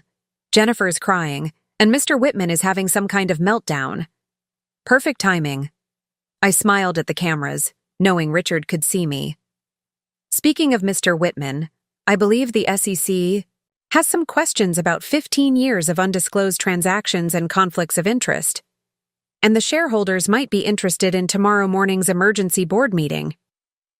Margaret stepped forward again, her voice cold as ice. As a major shareholder, I've called for an immediate vote on leadership changes, given these revelations about long-term fraud and mismanagement. Lisa's phone buzzed. She checked it and gave me a thumbs up. The SEC had everything they needed. But perhaps the most personal betrayal, I continued, my voice softening, was using my daughter's wedding day to announce the sale of our home. A sale that, as it turns out, was completely illegal since I never signed any paperwork. A sale that was meant to be the first domino in their chain of property acquisitions. I looked directly into the cameras, knowing Richard was watching. You chose the wrong moment to betray me, darling. And you chose the wrong woman to underestimate. The room erupted in chaos as federal agents began moving through the crowd, approaching specific developers and business owners. Margaret was surrounded by shareholders, all demanding immediate action. Reporters were shouting questions, cameras flashing. Sarah appeared at my elbow with her phone. Look at this. Jennifer's Instagram was exploding with comments, her earlier smug posts now drawing fierce criticism. The Naples livestream showed security trying to maintain order as angry investors demanded explanations. Lisa joined us, grinning. SEC just confirmed they're seizing all assets pending investigation. The Naples property deals are frozen. And Richard is being taken into custody as we speak. Marcus's voice came through my phone. Along with Jennifer and Harold. You should see their faces. I felt a moment of vindication so pure it almost took my breath away. Sarah, is Channel 6 still live? She nodded. I turned back to the cameras, straightening my shoulders. To everyone who's been affected by this scheme, the homeowners, the families, the communities, I want you to know that this stops here. The perpetrators will face justice, the properties will be protected, and perhaps most importantly, I paused, allowing myself a small smile. My house is still mine, and I think I'll be keeping it. The next 24 hours passed in a whirlwind of activity. I barely slept, watching as the story exploded across every news channel. By morning, what had started as a local scandal had become national news. Historic home heist, Maine's real estate conspiracy exposed, ran across the bottom of CNN. Wealthy developer's empire crumbles. After wife's revenge, declared the Boston Globe. Emma arrived early the next morning, letting herself in with her old key. She found me in the kitchen, surrounded by newspapers, my laptop open to yet another breaking news update. Mom, she said softly, wrapping her arms around me. You did it. You actually did it. I hugged her back, breathing in the familiar scent of her shampoo. I had help. A lot of help. James's father says the story's going viral. Every news outlet in the country wants an interview. She pulled back, studying my face. Have you heard from Dad? I shook my head. His lawyer called. Apparently they're trying to work out some kind of plea deal with the SEC, but Richard... I paused, still finding it strange to say his name. Richard won't be free for a very long time. My phone hadn't stopped buzzing since last night. Messages from Richard's clients, thanking me for exposing the truth. Calls from other financial advisors, revealing similar schemes they'd witnessed. Texts from old friends, expressing support or sharing their own stories of betrayal and redemption. Sarah arrived with coffee and fresh bagels, followed shortly by Lisa with a stack of legal documents. The emergency board meeting just ended, Lisa announced, spreading papers across my kitchen table. Margaret's coup was successful. Harold's out as CEO, and the board's cooperating fully with the investigation. Jennifer's been posting again, Sarah added, pulling up Instagram on her phone. Gone were the smug selfies and luxury lifestyle shots. Instead, there was a single black square with a typed message. In light of recent events, I will be stepping back from public life to address certain legal matters. I ask for privacy during this difficult time. Privacy? I snorted. Like, the privacy they gave me when Richard announced selling our house at Emma's wedding.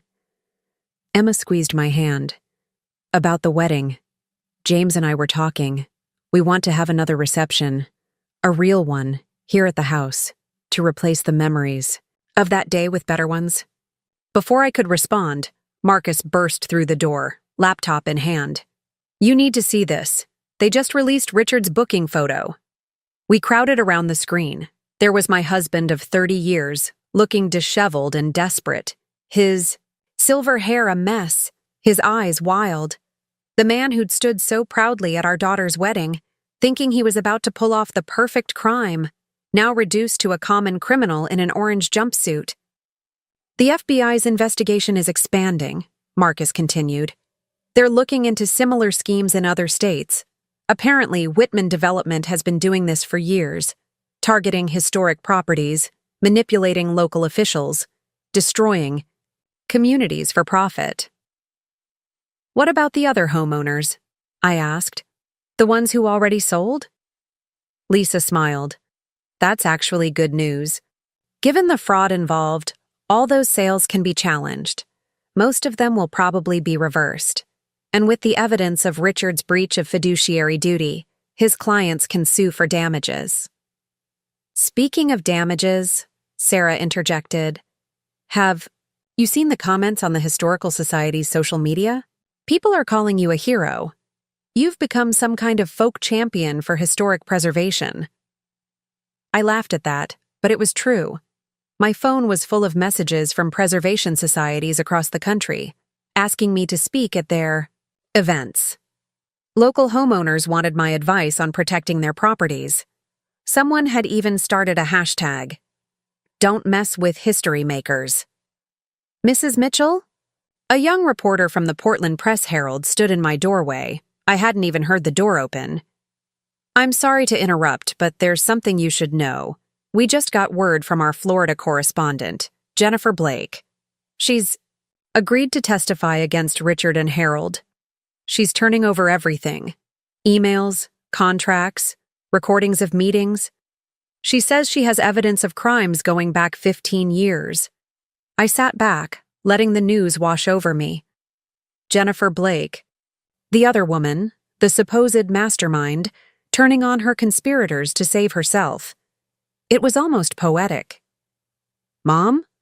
Emma's voice brought me back to the present. Are you okay? I looked around my kitchen, in my house, where I'd raised my daughter and built my life. The morning sun streamed through the windows, catching the crystal wind chimes. I'd hung years ago, sending rainbow patterns dancing across the walls. You know what? I said slowly. I really am. For the first time since your wedding, I feel like I can breathe again. Sarah raised her coffee cup, to breathing, and to justice served. As we clinked cups, my phone buzzed one last time. A message from Margaret. Board meeting just ended. Harold's out. Company's in chaos. Shareholders are panicking. By the way, remember that personal trainer he supposedly left me for? Just gave an exclusive interview exposing how he paid her to play along with his cover story. Karma really is a beautiful thing, isn't it? I smiled, looking at the family photos still hanging on my walls, the piano visible through the doorway, the garden blooming outside my window. Richard had tried to take everything from me, but in the end, he'd lost everything instead. Sometimes I reflected, the best revenge isn't just exposing the truth, it's surviving, thriving, and keeping your home in spite of those who tried to steal it. A month after the gala, life had settled into a new normal, though normal looked very different than it had before. The media frenzy had finally begun to die down. but the ripple effects of our exposé continued to spread. Every day seemed to bring new revelations, more arrests, additional investigations. I was in my piano room, teaching 8-year-old Tommy Anderson his scales, when Sarah burst in waving her tablet.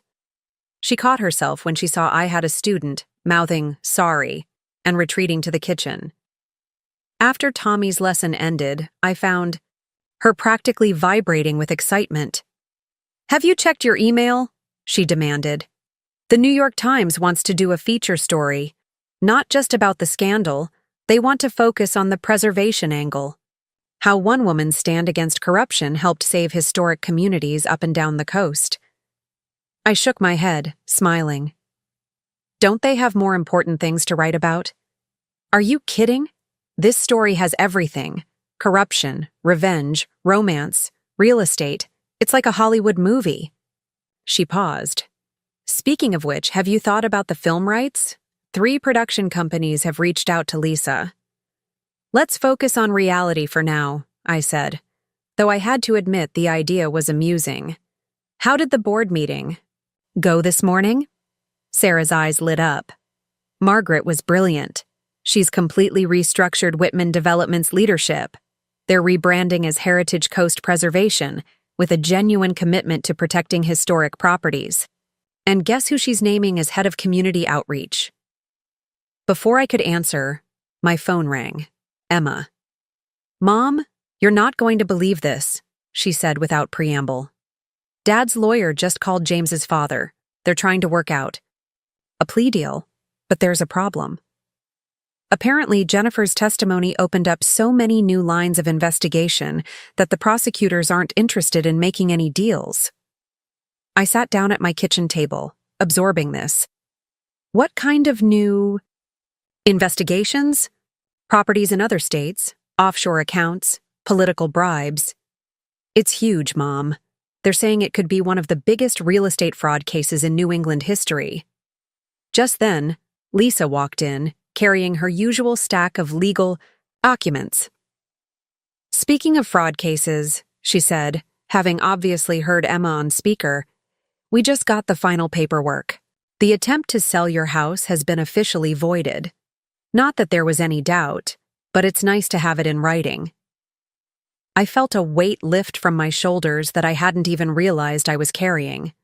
"So it's really over?" "The house part? Yes, the criminal cases? They're just getting started." Lisa spread some papers on the table. "The FBI's Financial Crimes Unit wants to interview you again. They're building a RICO case against Harold and his entire operation." My phone buzzed with a text from Marcus. "Just got access to Jennifer's private emails. You're going to want to see these. Coming over now." It seemed my quiet afternoon was about to become anything but quiet. Sure enough, within the hour, my kitchen had turned into command central again. Marcus's laptop showed email after email revealing the full scope of Jennifer and Harold's operation. Sarah monitored social media reactions. Lisa coordinated with prosecutors. Emma and James arrived with dinner for everyone. "Look at this thread," Marcus said, pointing to his screen. "They didn't just target Maine. They had similar operations planned for historic districts in Massachusetts, Rhode Island, even parts of coastal Connecticut." "And this is interesting," Sarah added, showing me her tablet. "Remember Jennifer's old real estate company? The one Harold secretly funded? 3 of their former employees have come forward, offering to testify about fraudulent practices dating back to 2010. As my team, because that's what they had become, worked to unravel more layers of the conspiracy, I stepped out onto my front porch for a moment of quiet. The evening was beautiful, the air heavy with the scent of my late summer garden. From inside, I could hear the murmur of voices, the occasional laugh, the sound of people working together to right a wrong. My phone buzzed one last time. A message from an unknown number. I opened it to find a short video clip. Richard, in his prison jumpsuit, being led into court for another hearing. He looked old, defeated. Nothing like the confident man who had stood up at our daughter's wedding to announce he'd sold our home. Mom? Emma had followed me outside. Are you okay? I showed her the video. She watched it silently, then took my hand. You know what's ironic? She said finally. Dad always said you were too focused on the past, too attached to this house and its history. But in the end, it was his actions that made history, just not the way he planned. I looked at our home, my home, with its wraparound porch and well-tended gardens, its walls full of memories both old and new. Through the windows, I could see my allies working to bring justice to others who had been wronged, using my story as a catalyst for change. Sometimes, I said, squeezing Emma's hand, the past is worth fighting for, especially when it helps protect other people's futures. Just as I finished speaking, Sarah burst through the front door, her face flushed with excitement. You need to see this, now. We followed her back into the kitchen, where Marcus was frantically typing on his laptop. I was going through Jennifer's older emails, he explained, and I found something strange. References to meetings from years ago, long before Richard was involved. What kind of meetings? Lisa asked, leaning over his shoulder. Look at these. Dates? Marcus pointed to his screen. 2008, 2007, even 2006. All involving property deals along the Maine coast. And look who was copied on every email. I gasped as I saw the name. Gregory Sullivan? But he wasn't even with the banking commission then. No, Marcus said grimly. He was working for a different organization entirely, one that supposedly exists to protect historic properties. The implications hit me like a thunderbolt. The Heritage Foundation? Lisa's eyes widened.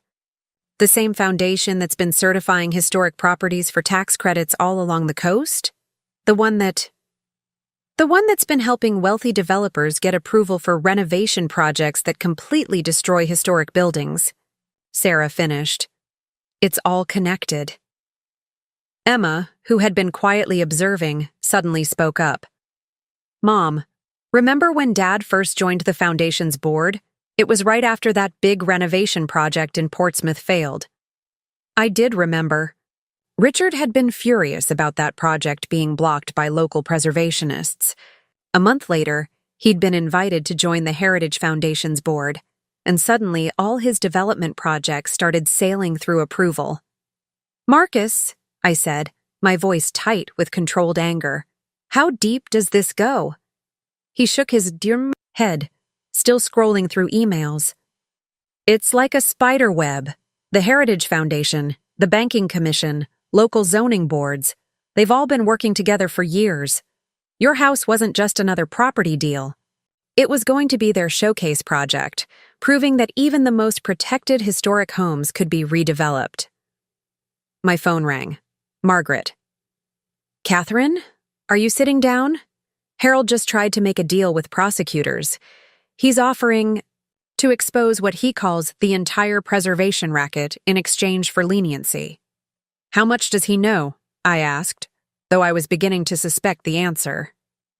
Everything, Margaret replied. He's been collecting evidence for years, apparently. Insurance against his partners ever turning on him.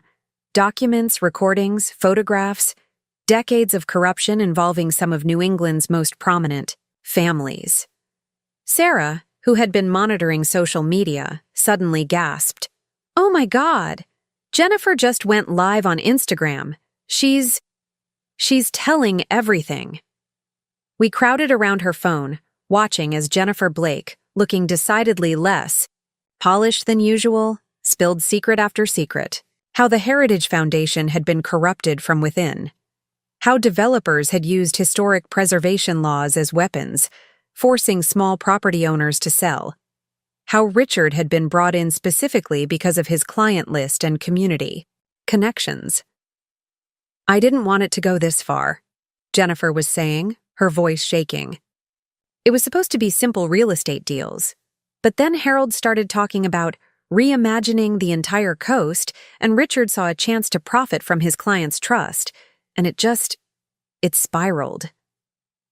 Lisa was already on her phone to the prosecutors. Are you seeing this? We need to get her official testimony before someone decides to shut her up. There's more, Marcus announced. He had connected his laptop to my TV, displaying a complex web of connections. Look at these property transfers. Every time the Heritage Foundation certified a building as historic, its owners would suddenly face mounting preservation costs. Then, mysteriously, a developer would appear with a solution. It was the perfect scheme, Lisa said, her voice hard. Use preservation laws to pressure owners, then swoop in as saviors offering to maintain the historic character while actually planning to demolish everything. Emma, who had been unusually quiet, suddenly spoke up. Dad's lawyer is calling again. He says Dad wants to talk to you, Mom. In person. The room fell silent. I looked around at my unlikely team of investigators and supporters, then at my daughter's concerned face. Tell him, I said finally, that I'll meet with Richard on one condition. He doesn't just confess to what he did to me, to our family.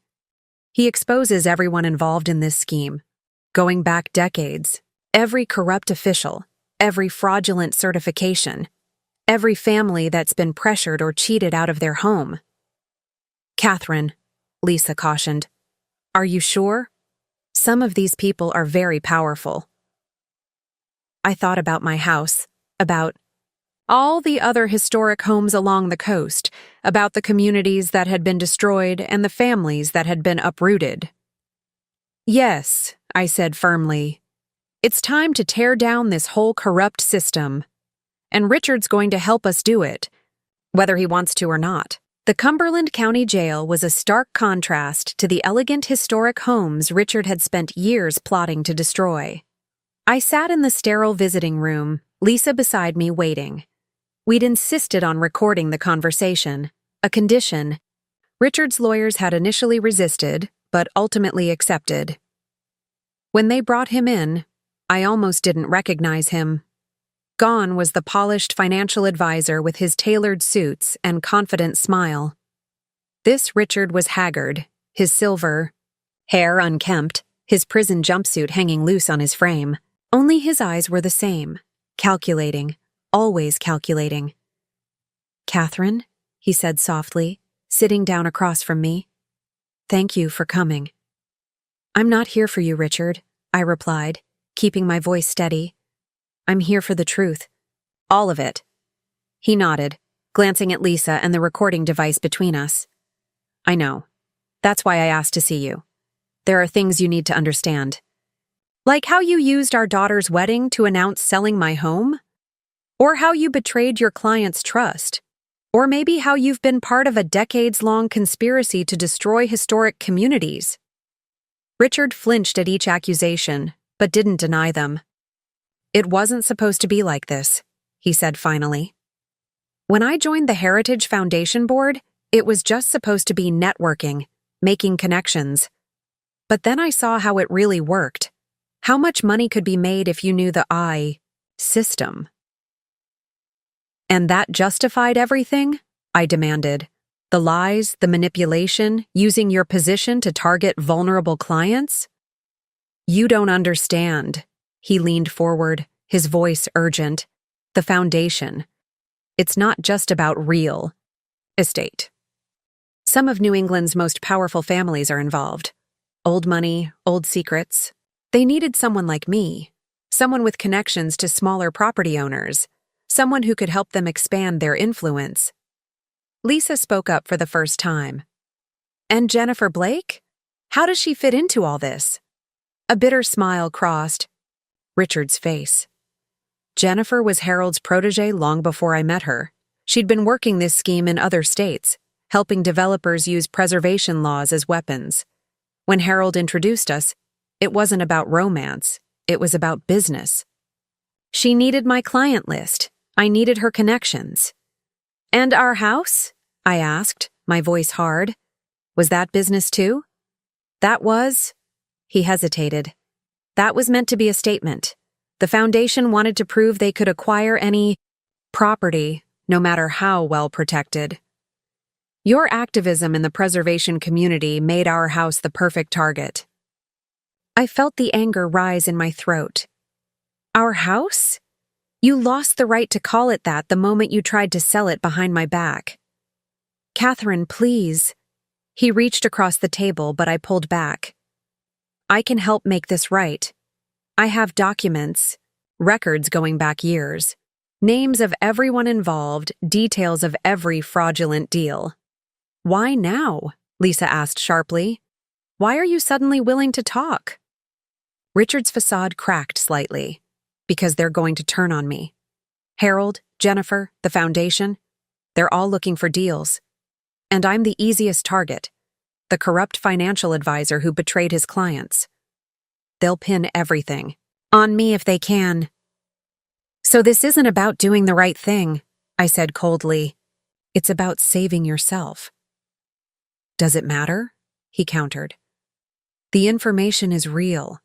Names, dates, transactions, everything you need to expose the whole system, even things you haven't discovered yet. My phone buzzed, a text from Marcus. Jennifer's testimony just implicated 3 state senators and a federal judge. This is bigger than we thought. I showed it to Lisa, who nodded slightly. We'd discussed this possibility, that the corruption might reach into the highest levels of state government. All right, Richard, I said finally. Start talking. But understand something. This isn't a deal. This isn't forgiveness. This is you finally doing what you should have done years ago, telling the truth. For the next 2 hours, Richard laid out the entire scheme. How the Heritage Foundation had been corrupted from within, its preservation mission twisted into a tool for developers. How certain families had maintained their power by controlling which properties could be preserved and which could be destroyed. How Richard himself had been groomed to exploit his position as a trusted financial advisor. The Foundation's annual gala next month, he said, his voice tired. That's when they're planning to announce their biggest project yet, a complete reimagining of the entire New England coast. Historic districts rezoned, preservation laws rewritten, whole communities transformed. Lisa was taking rapid notes. We'll need proof. It's in a safe deposit box, Richard replied. Account, number, and key location are hidden in my office at home, in the false bottom of the leftmost desk drawer. I've been keeping insurance for years, just in case. As we stood to leave, Richard called out one last time. Catherine, I know it doesn't matter now, but I am sorry. Not just for the house, but for everything. I turned back to look. At him. This stranger who had shared my life for 30 years, who had helped raise our daughter, who had betrayed everything we'd built together. You're right, Richard. It doesn't matter. But the truth does. And now, finally, everyone's going to know it. Back at my house, the team gathered to process Richard's revelations. Marcus had already retrieved the documents from the safe deposit box, and what we found was explosive. Years of detailed records, photos, emails, contracts, even recorded conversations, all meticulously organized and annotated. He really was keeping insurance, Sarah marveled, spreading documents across my dining room table. Look at this. Every corrupt deal, every bribed official, every threatened homeowner. He documented everything. Lisa was on the phone with federal prosecutors, her voice tight with controlled excitement. Yes, we have it all. No, this goes way beyond real estate fraud. We're talking about RICO charges, corruption at every level of state government, possibly even federal involvement. Emma sat beside me, scanning through a list of names. Mom, these are people we know. People who've been to our house for dinner. People who've been destroying communities for profit, I finished grimly. Using preservation laws to line their own pockets while forcing families out of their homes. Marcus looked up from his laptop. The Foundation's gala is in 3 weeks, According to these documents, they're planning to announce something called the Coastal Heritage Initiative. It's massive, rezoning entire historic districts, changing preservation laws, essentially giving developers free rein to destroy anything they want. Not if we can help it. Margaret's voice came from the doorway. She strode in, looking energized despite the late hour. The board's already suspicious after everything that happened with Harold. If we can prove the foundation itself is corrupt. We can, I said, holding up a particular file. Richard kept records of every foundation board meeting for the past decade, including private discussions about using preservation laws to force property sales. Sarah, who had been unusually quiet, suddenly spoke up. We need to think bigger than just stopping their announcement. This is our chance to expose the entire system. What are you thinking? Lisa asked. The gala's always covered by local media, right? But what if we made it national news? What if we turned their big announcement into our big revelation? I felt a smile spread across my face, the same kind of smile I'd worn at my own gala weeks ago. Like we did with Richard and Jennifer's Naples announcement? Exactly, Sarah nodded. But bigger. We have all the evidence now. We can show exactly how they've been corrupting the system, who's been involved, how many families they've hurt. Marcus was already typing. I can coordinate with news outlets. After what happened with Whitman Development, they'll be all over this, especially with these names involved. We'll need protection, Lisa cautioned. These people won't go down without a fight. Some of them have serious political connections. Already handled, Margaret said smoothly. I've been in touch with certain federal agencies. They're very interested in what we've uncovered. Apparently, they've been trying to build a case against some of these families for years. Emma, who had been reading through more documents, suddenly gasped. Mom, look at this. The foundation wasn't just targeting individual properties. They were planning to essentially rewrite preservation laws across the entire Northeast.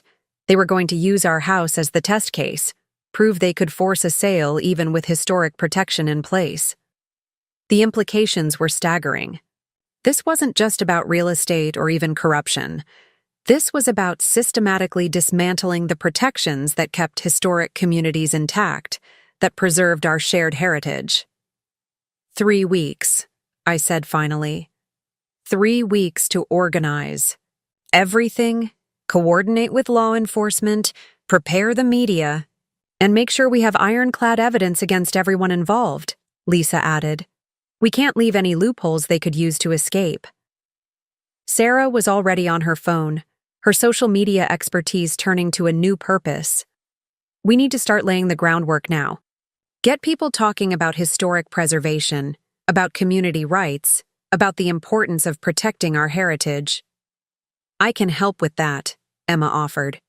James's newspaper connections, plus all the attention from what happened at my wedding. We can use it to build interest in the story. Margaret nodded approvingly. And I can work my society connections, get people asking questions about the foundation, about certain board members' recent property acquisitions. As my allies, my friends, planned our final move, I walked to my piano room. The evening light filtered through the stained glass windows, casting colored patterns across the floor. This room, this house, had become more than just my home. It had become a symbol of resistance against corruption, a rallying point for everyone who'd ever faced similar threats. My phone buzzed. Another message from Richard's lawyer. He's willing to testify, to name names, to confirm everything in those documents. Tell him, I typed back, that his testimony won't change anything between us, but it might help save other families from going through what we did. Looking around at my team, I felt a fierce pride. Richard and his cronies had thought they could destroy communities with impunity, that their money and connections would protect them forever. In 3 weeks, they'd learn just how wrong they were. The night of the Heritage Foundation's annual gala arrived clear and cold, with an autumn crispness in the air that seemed to sharpen every sense. I stood in front of my mirror, adjusting the emerald green evening gown Sarah had insisted I wear. "If we're going to take down the corrupt elite," she'd said, "we might as well look fabulous doing it." My phone hadn't stopped buzzing all day. Updates from Marcus about media positions. CNN, NBC, and Fox News all in place. Local stations standing by. New York Times has 3 reporters on site. From Lisa. FBI and SEC coordinated. They're waiting for our signal. State Police Cybercrimes Unit monitoring all digital communications. From Margaret. Board members are nervous. Someone tipped them off that something's coming, but they don't know what. Perfect. Emma arrived early, helping me with my jewelry. My grandmother's pearls again, for luck. "The newspaper's website is ready," she reported. "James's father has the full story written, just waiting for the go-ahead. Once you give the signal, it goes live on every major news site simultaneously." Sarah bustled in, already dressed in elegant black, her tablet displaying multiple social media feeds. "You won't believe what people are saying. Someone leaked that there's going to be a major announcement about coastal development. The foundation's trying to spin it as positive news, but there's already pushback. Save Our Coast is trending." "Good," I said, fastening my earrings. "Let them think they're still in control. For about 1 more hour." My phone rang. Lisa. "Catherine, we have a situation. The Foundation's security team is turning away reporters at the door, claiming private event status. They're getting suspicious." I smiled. "Tell them to wait. When the time comes, they won't need to be inside. The story will come to them." The gala was being held at the Foundation's headquarters, a magnificent restored mansion overlooking Portland Harbor. As we pulled up in Margaret's luxury SUV, I could see the uncertainty on the faces of the security team. They knew me as a board member, but after what had happened with Richard. "Mrs. Mitchell," the head of security stepped forward. "I'm afraid we need to verify your credentials." Margaret swept past him, her society manner in full force. "Don't be ridiculous, Charles. Catherine is not only a board member, but tonight's keynote speaker. Or perhaps you'd like to explain to the chairman why his carefully planned program has been disrupted?" He stepped back, properly cowed. As we entered the grand foyer, I could feel the tension in the air. Board members clustered in small groups, speaking in hushed tones. Regular Foundation members tried to maintain a facade of normality, but their eyes kept darting to their phones, to the conspicuously absent media, to the unusual number of serious-looking men speaking quietly into earpieces. "Right on schedule," Marcus murmured, appearing beside us. "They've just announced the Coastal Heritage Initiative to the board. They're planning to go public with it in 30 minutes. I checked my phone one last time. Everything was in place. The documents from Richard's safe deposit box had been verified and digitized. Federal agents were stationed at strategic locations. News teams were standing by.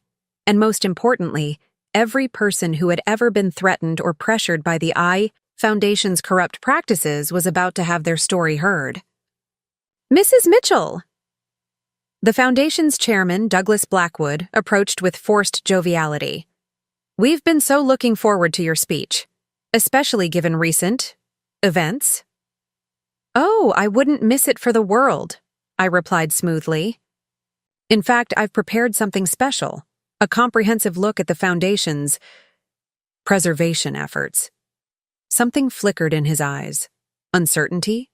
Fear? "Wonderful," he said, though his smile had become fixed.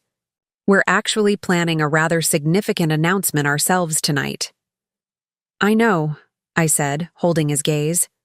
"The Coastal Heritage Initiative. It's quite ambitious, isn't it?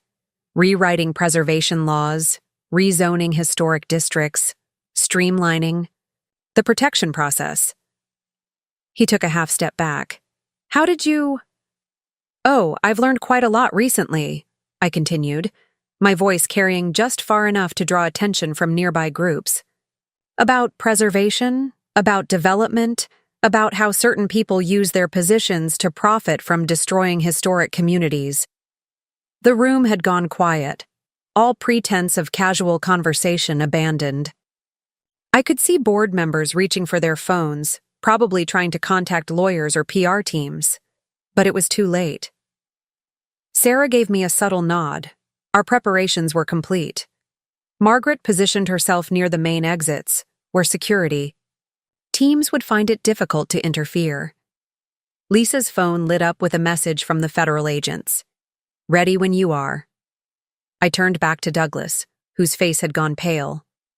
"You know, it's interesting. When my husband tried to sell my house without my consent, I thought it was just about greed. I had no idea it was part of something so much bigger, so much more corrupt."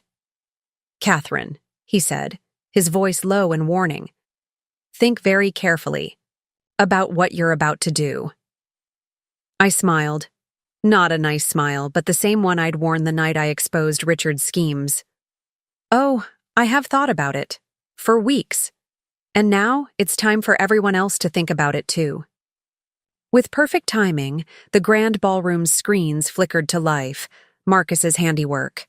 Gone were the Foundation's planned presentation slides about the Coastal Heritage Initiative. Instead, documents began to appear. Internal emails, board, meeting minutes, financial records, all revealing the true nature of their preservation efforts. "Ladies and gentlemen," I said, my voice carrying across the now silent room, "I believe it's time for a different kind of announcement. One about how this foundation has betrayed its mission, its communities, and every principle of historic preservation it claims to uphold." Douglas lunged for his phone, but it was too late. Sarah's social media campaign had already launched. Outside, news vans were going live. Every major network, every local station, all broadcasting simultaneously. "For years," I continued, as more documents appeared on the screens, "this foundation has used its position to force property sales, manipulate zoning laws, and destroy historic communities for profit. My own home was meant to be their crowning achievement, proof that no property was beyond their reach, no historic designation safe from their influence." "Security!" Douglas barked, but Margaret's carefully placed allies blocked the doors. The FBI agents who had been posing as waiters now revealed their badges. "But it wasn't just about my house," I went on, my voice steady. "It was about every family who's been pressured to sell, every community that's been torn apart, every piece of history that's been erased for profit." The screens now showed a map of the New England coast, red pins marking every property the Foundation had targeted. As we watched, blue pins began appearing, properties already lost, communities already destroyed. "Mrs. Mitchell," a board member stepped forward, his face ashen, "these are very serious accusations." "They're not accusations," Lisa interrupted smoothly, joining me at the front of the room. "They're documented facts, facts that federal prosecutors are very interested in." As if on cue, more FBI agents entered the ballroom. Outside, we could hear the commotion as news crews pushed past security, cameras rolling. "Did you really think no one would notice?" I asked, addressing the board members directly. "Did you think you could hide behind preservation laws while systematically destroying the very things those laws were meant to protect?" The screens now showed faces, families who had lost their homes, community leaders who had been threatened, honest officials who had been pushed out when they refused to cooperate. "Catherine," Douglas tried one last time, his voice desperate, "think about what you're doing. The Foundation's reputation?" "The Foundation's reputation?" I laughed. "You mean the reputation you've used as a weapon? The one you hide behind while destroying communities?" Emma appeared at my side, tablet in hand. "It's gone viral, Mom. Every major news outlet is carrying the story. The governor's office just announced an emergency investigation. 3 state senators have already issued statements distancing themselves from the Foundation." Sarah was monitoring social media. Foundation fraud is trending nationwide. People are sharing their own stories of being pressured to sell historic properties. It's a flood. I turned back to Douglas and the board members, many of whom were now frantically speaking with lawyers on their phones. You know what the truly ironic thing is? You've spent years trying to erase history, but tonight, you're making it. This will be remembered as the night the truth finally came out. Federal agents have seized the Foundation's servers, Marcus O. reported from his laptop. They're finding even more than what Richard gave us. Offshore accounts, shell companies, evidence of bribes going back decades. The room erupted in chaos as agents began approaching specific board members. Douglas, his face now the color of old paper, was already being read his rights. Others were trying to delete files from their phones, only to find their devices locked by the cybercrimes unit. Margaret stepped forward, her voice carrying over the commotion. As a major donor to this foundation, I move for an immediate suspension of all current board members pending investigation. Do I have a second? Hands shot up across the room. Other donors, community members, people who had watched helplessly as their neighborhoods were carved up for profit. The motion passes, Margaret declared with satisfaction. And I believe the FBI has some questions for several of you. As federal agents led Douglas and others away, I felt Emma's hand slip into mine. Mom, are you okay? I looked around the ballroom where, just weeks ago, I had exposed Richard's betrayal. Now I had helped expose something even bigger, a conspiracy that had threatened not just my home, but countless others. You know what? I said, watching as reporters swarmed into the room, cameras flashing. I really am. Sometimes the best way to preserve history is to make some of your own. The days following the Foundation's gala passed in a whirlwind of activity. Every hour seemed to bring new revelations, more arrests, additional evidence of just how deep the corruption had run. I sat in my kitchen, surrounded by newspapers bearing headlines like Historic Preservation Scandal Rocks New England and Federal Investigation Expands, Prominent Families Named. Sarah burst in, barely pausing to kick off her heels. You won't believe what just happened. Jennifer Blake just gave a full interview to 60 Minutes. She's naming everyone, developers, politicians, judges. She's even turning over recordings of private Foundation meetings. Trying to save herself, Lisa observed, not looking up from her legal papers. But it might be too late. The FBI found evidence linking her to similar schemes in 3 other states. My phone buzzed. Emma sending updates from Boston. Dad's lawyer called again. Prosecutors are offering him a deal in exchange for testimony against the Foundation's board members. James's father wants to interview him for the paper. I thought about Richard sitting in his cell, watching as the corrupt system he'd been part of crumbled around him. Tell James's father to wait, I typed back. There's a bigger story coming. Marcus arrived with his laptop, looking like he hadn't slept in days. The cybercrimes unit just cracked the Foundation's encrypted files. You're not going to believe this. They found evidence of similar operations in historic districts all along the East Coast. They were planning to expand nationwide. And now? I asked, though I already knew the answer. Now they're all scrambling to save themselves, he grinned. Board members turning on each other, developers revealing secrets they've kept for years, politicians suddenly remembering details about suspicious property deals. Margaret swept in, looking energized despite the chaos. The emergency board meeting just ended. We've voted to dissolve the current foundation and establish a new organization, one actually dedicated to historic preservation. Catherine, we want you to lead it. I blinked in surprise. Me? Who better? Sarah chimed in. You're already being called a hero in preservation circles. People trust you. They know you'll fight for what's right. Before I could respond, Lisa's phone rang.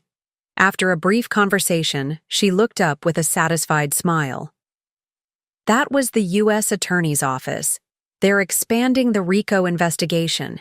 Apparently, some of these families have been using historic properties to hide money laundering operations for generations. Speaking of families, Emma said from the doorway.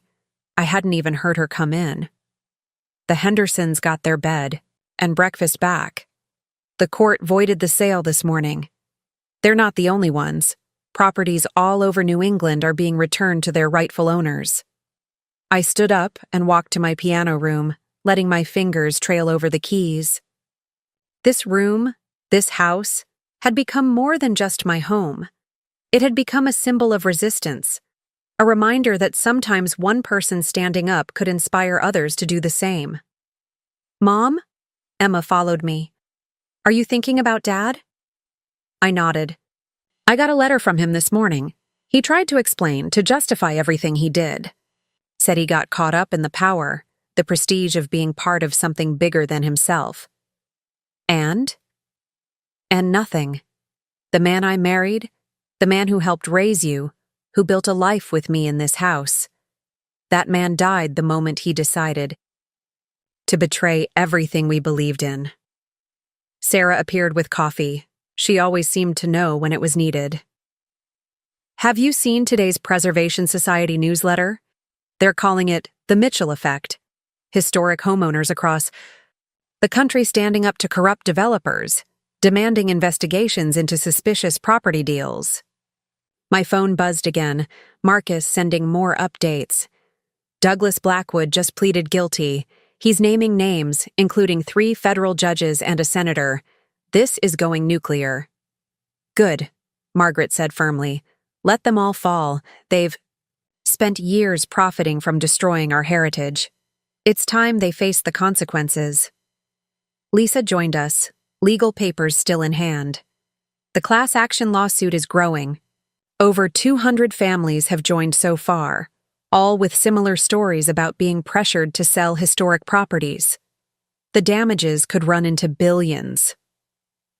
I looked around at my unlikely team of allies, now friends, who had helped expose a conspiracy that had threatened not just my home, but countless others. Sarah with her social media expertise, Marcus with his technical skills, Lisa with her legal knowledge, Margaret with her society connections, and Emma, my brave daughter who had turned her ruined wedding day into the catalyst for change. So what now? Emma asked, echoing my thoughts. I smiled, thinking of all the work ahead, rebuilding the foundation, helping other families recover their homes, ensuring this kind of corruption could never happen again. Now, I said, we make sure history remembers not just what they tried to destroy, but how we stopped them, and we make sure no one ever forgets that sometimes the greatest preservation work isn't just about saving buildings, it's about saving the heart and soul of our communities. 1 year later, the morning sun streamed through the stained glass windows of my piano room, casting familiar rainbow patterns across the floor. I sat at my beloved grand piano, watching as my newest student, 7-year-old Lucy Henderson, carefully picked out her scales. Her grandmother, now securely back in possession of their historic bed and breakfast, had insisted on lessons. "Very good, Lucy," I praised as she finished. "You're making excellent progress." As Lucy packed up her music sheets, my phone buzzed with a news alert. Former Heritage Foundation board member sentenced in historic preservation fraud case. Another domino falling in what the media had dubbed the preservation conspiracy. The investigation had grown far beyond New England, exposing similar schemes across the country. "Mrs. Mitchell?" Lucy's voice pulled me back to the present. "Is it true what Grandma says? That you saved all the old houses?" I smiled, thinking of how much had changed in a year. "Not just me, sweetheart. A lot of brave people helped expose the truth." After Lucy left, I walked through my house, my home, touching familiar surfaces, remembering everything that had happened. The kitchen where we'd planned our strategy, the dining room where we'd pored over Richard's documents, the porch, where I'd first realized something was wrong. Sarah arrived with our morning coffee, a daily ritual now. Have you seen the latest Preservation Society numbers? Membership has tripled since we reorganized. People really believe in the mission. Now. Speaking of believing, Margaret swept in, elegant as ever. The new foundation's first major project is ready to launch. 5 historic districts fully protected, with community oversight to prevent any future corruption. My phone lit up with a text from Emma. Mom, turn on CNN. They're doing a special report on Dad's testimony. I switched on the TV just in time to see Richard, looking older but composed, describing how the corruption had spread through New England's preservation community. He was serving his sentence at a minimum security facility, his cooperation having earned him some leniency. We hadn't spoken since that day in the prison visiting room, and I doubted we ever would again.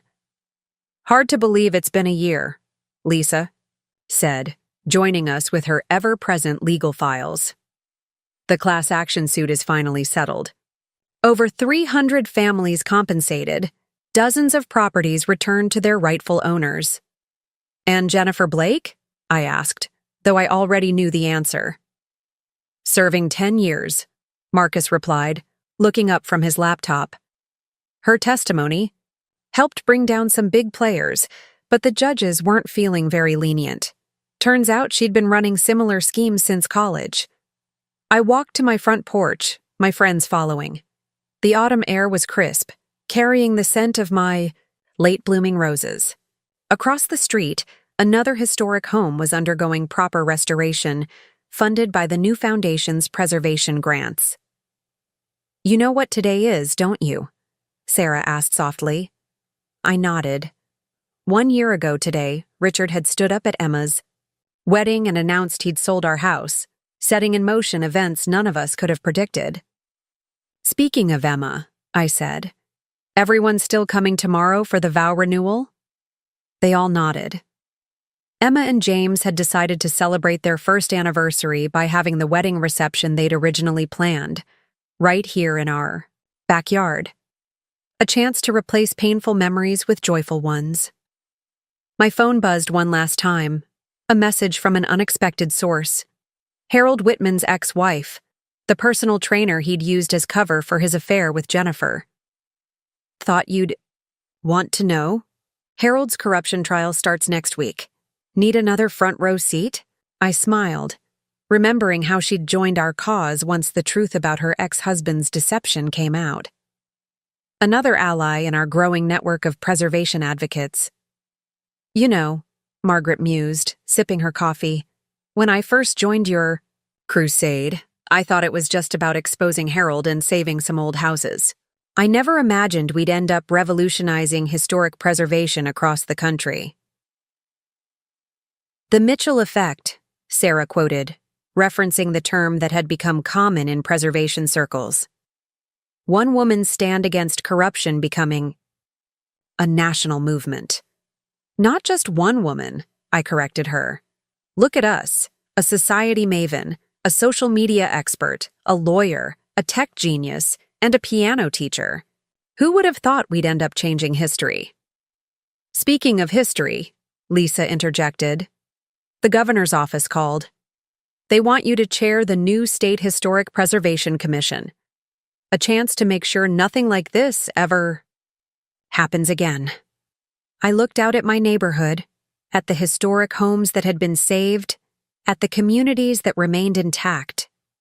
Richard had tried to take everything from me, but in doing so, he'd set me on a path to saving so much more than just my own home. You know what the funny thing is? I said finally. Richard always claimed I was too focused on the past, too committed to preservation. He never understood that preserving history isn't about living in the past. It's about protecting our future, about making sure the stories of our communities, our families, our homes live on. As my friends murmured agreement, I thought about all the changes the past year had brought. I'd lost a husband but gained an army of allies. I'd faced betrayal but found strength I never knew I had. And most importantly, I'd learned that sometimes the biggest victories come not from fighting alone, but from inspiring others to stand up and fight alongside you. So, Sarah raised her coffee cup. Here's to the future of preservation. No, I corrected, raising my own cup. Here's to preserving our future, one historic home at a time.